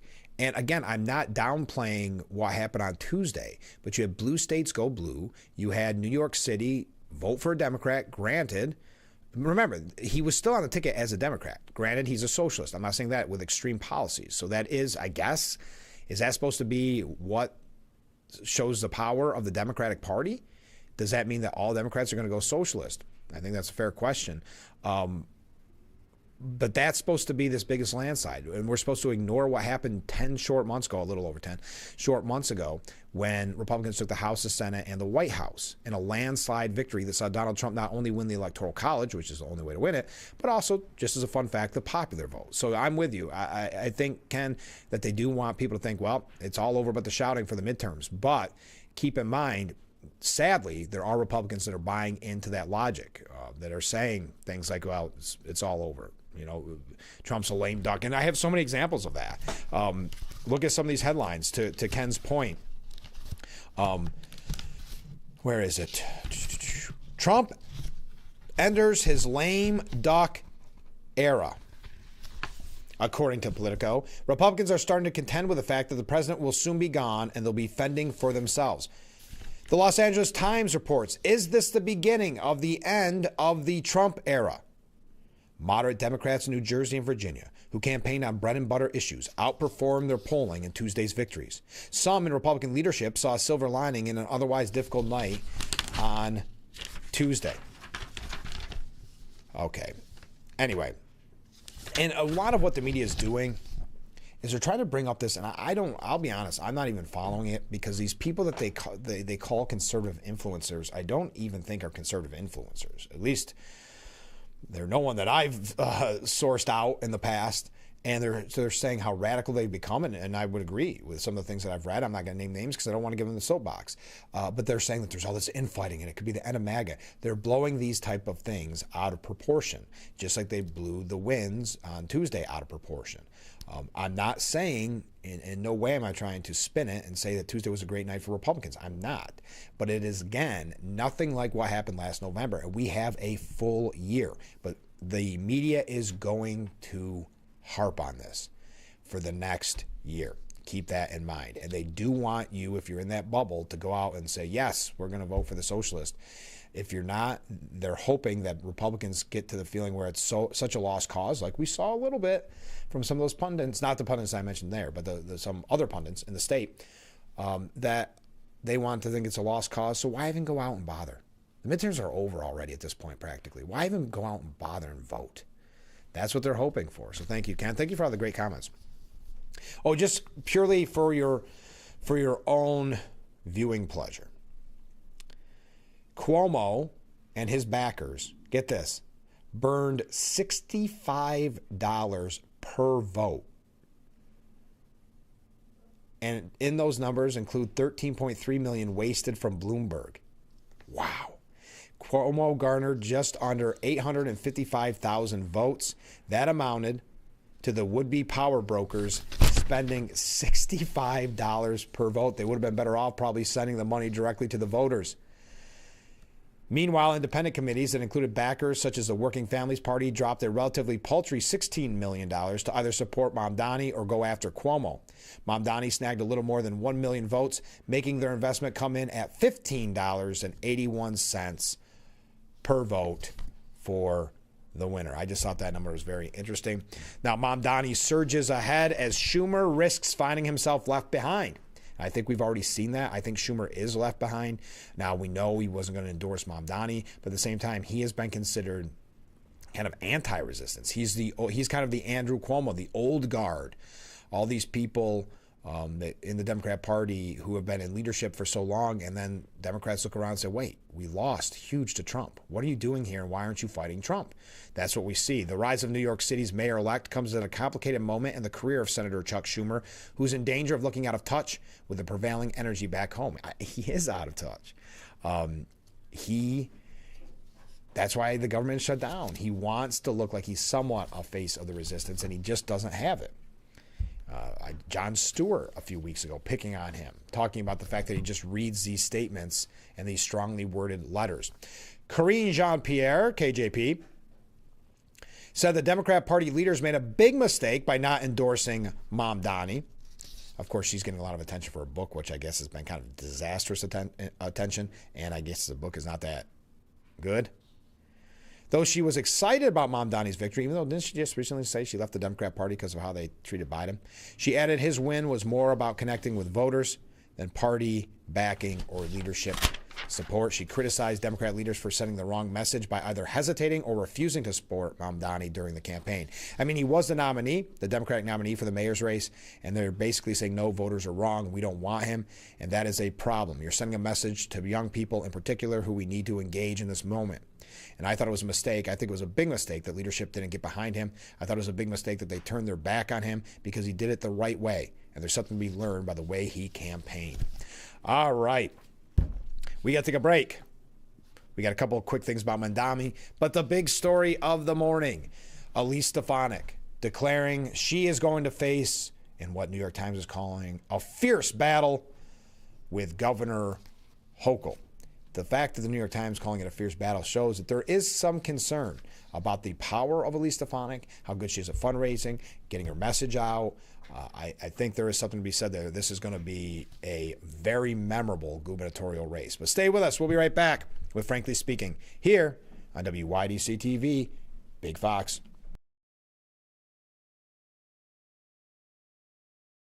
Valicenti Advisory Services has been building long-term relationships in our community for over 35 years. We pride ourselves in the ability of our teams in wealth management and tax and business to work together to offer coordinated planning services for our clients. The mission of Valicenti Advisory Services is to provide specialized wealth management, tax, and business services to help clients meet their personal financial goals. Valicenti Advisory Services, Water Street in Elmira. Visit us at valicenti.com.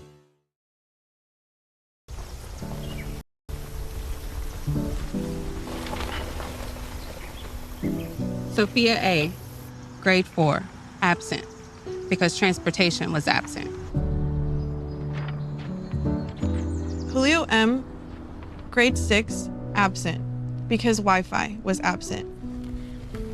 Maria J., grade 12, absent, because childcare for siblings was absent. Jacob O., grade 12, absent, because housing was absent. Aisha S., Olivia H., Darren L., Cole W., Preston L., absent. Absent. Absent. Because healthcare, anti-bullying, Mental health support was absent. We're calling roll on the 15 million absent students. Their reasons why are very real. And yet the solution is a present, caring adult to help them along their path. When communities and schools is present, 99% of our students are present and ready to learn.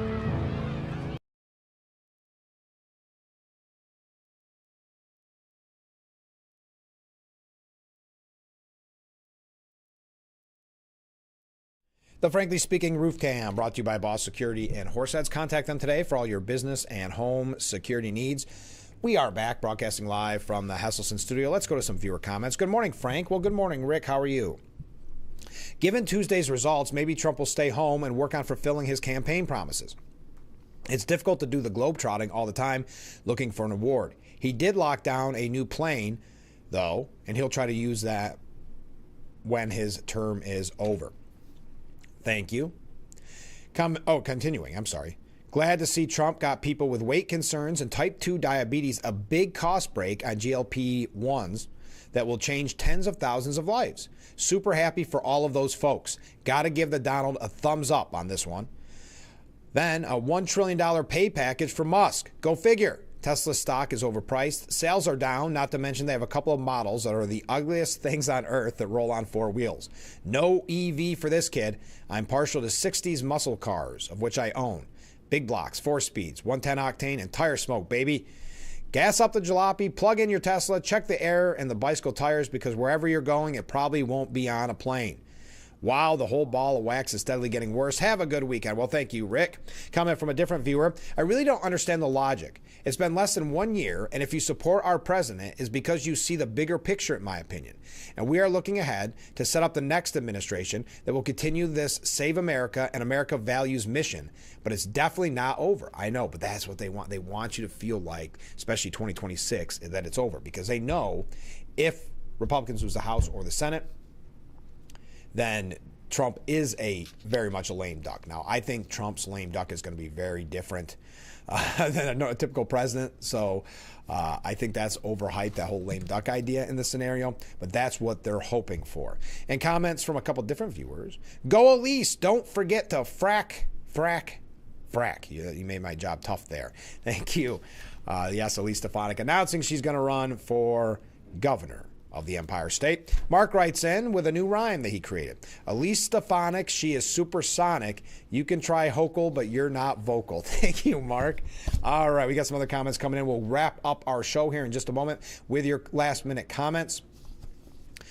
There's a House GOP lawmaker who is proposing to block federal funds from New York City for as long as Zohran Mamdani is mayor.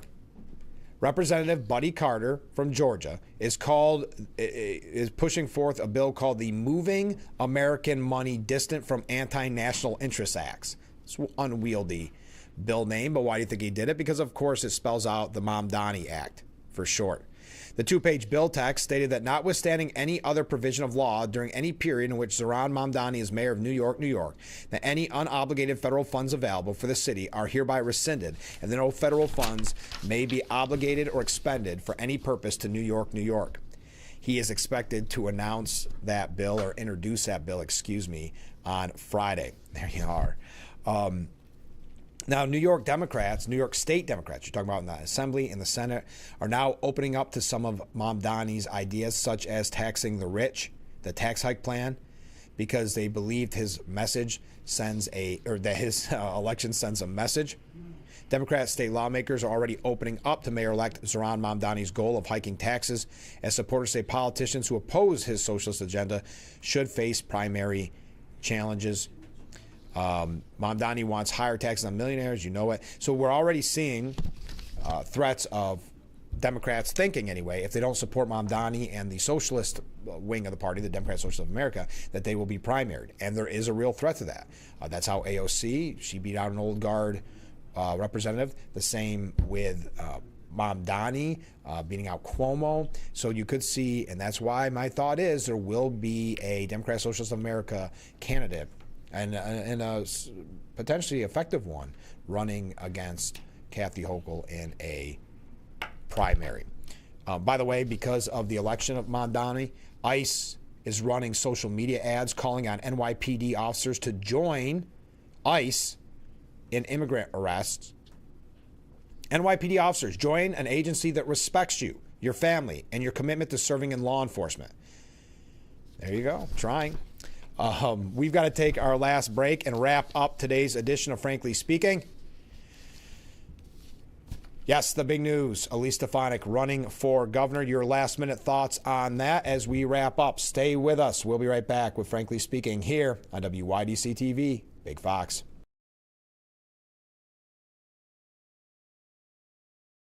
Motorcycle riding season is in full swing, and there are more motorcycles on the road than ever before. Crashes involving motorcycles are often the result of a motorist failing to yield the right-of-way. or caused by a motorist who is distracted. And motorcycle riders are vulnerable and more exposed. So for them, crashes can result in serious injury or even death. Drivers and riders, we're all in this together.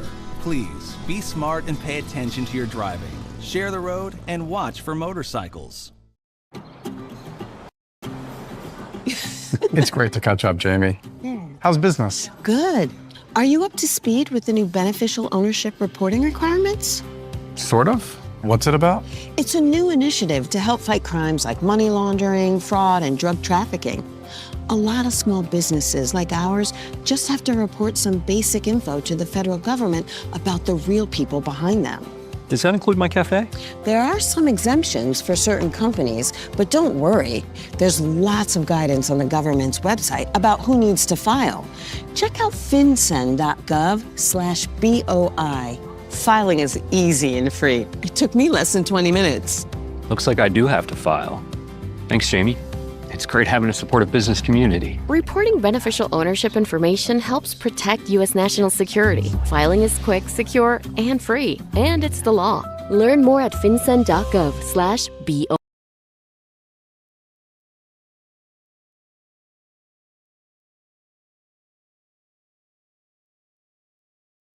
The Frankly Speaking Roof Cam brought to you by Boss Security and Horseheads. Contact them today for all your business and home security needs. We are back broadcasting live from the Hesselson studio here on Marcus Street in Corning. Let's go to our last second viewer comments. Looks like Florida, Texas, and Tennessee are going to start having a lot more people moving there. Yes, in reference to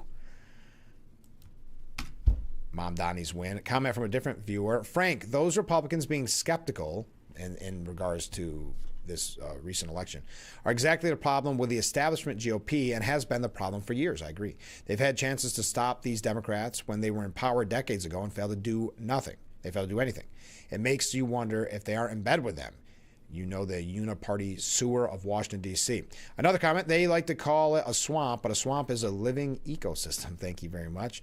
One viewer comments and said, Rick has air-polluting muscle cars. Sounds like a Republican to me. Thank you very much. Comment from a different viewer. This election is just hype for midterms. This meaning Tuesday's elections. Remember, all the enthusiasm for Kamala faded in just 107 short days. Thank you very much. Comment from a different viewer. I'm happy to hear Elise will be running for New York's governor position. I think many people are. Ken writes in, I understand. Okay. I don't know. I'll try to read the back and forth between different viewers, but Ken writes in, I try not to comment on other viewers' submittals, but I have to say something about Rick's. I understand he has Trump derangement syndrome, but I have to say that he hasn't drunk the full glass of blue Kool-Aid yet. He doesn't like electric vehicles and is into muscle cars like I am. So he can't be lost yet. Rick, grab my hand and let me and Frank pull you into the right. Thank you, Ken. All right, good. I'm glad I did read it. I didn't know where it was going to go with that first line. And finally, Mark writes in, Frank, great show today. Very on spot as usual. Have a great day. Thank you very much. It's always exciting when we can make the breaking news that Elise Stefanik is running for governor against Governor Kathy Hochul. We'll be keeping a close eye on that from here until next November. Trump blasted Tuesday's elections as we wrap up, saying that called Democrats a con job, that they run on affordability, but then push the opposite when elected. What the Democrats do is they lie, said Trump. We are the ones that have done great on affordability. They've done horrible on affordability. We just lost an election, they said, based on affordability. It's a con job by the Democrats. All right, that does it for today's edition of Frankly Speaking. Oh, James Carville made a prediction. He says he's going to bet money that Democrats will win the presidency in 2028 and then pack the Supreme Court. That's James Carville. All right, that does it for today's edition. Oh, final comment. Frank, have an awesome weekend. Enjoy. Thank you. You have an awesome weekend and enjoy as well. Thank you to Hallie Livingston from Big Fox News at 10. And at 5 a.m. for being our guest on the program this morning. We do appreciate it. And join us all next week. We've got a lot of guests lined up for next week as well, so you won't want to miss even a second of Frankly Speaking every weekday morning starting at 6 a.m. right here on WYDC TV Big Fox. We'll see you bright and early on Monday. I look forward to it already.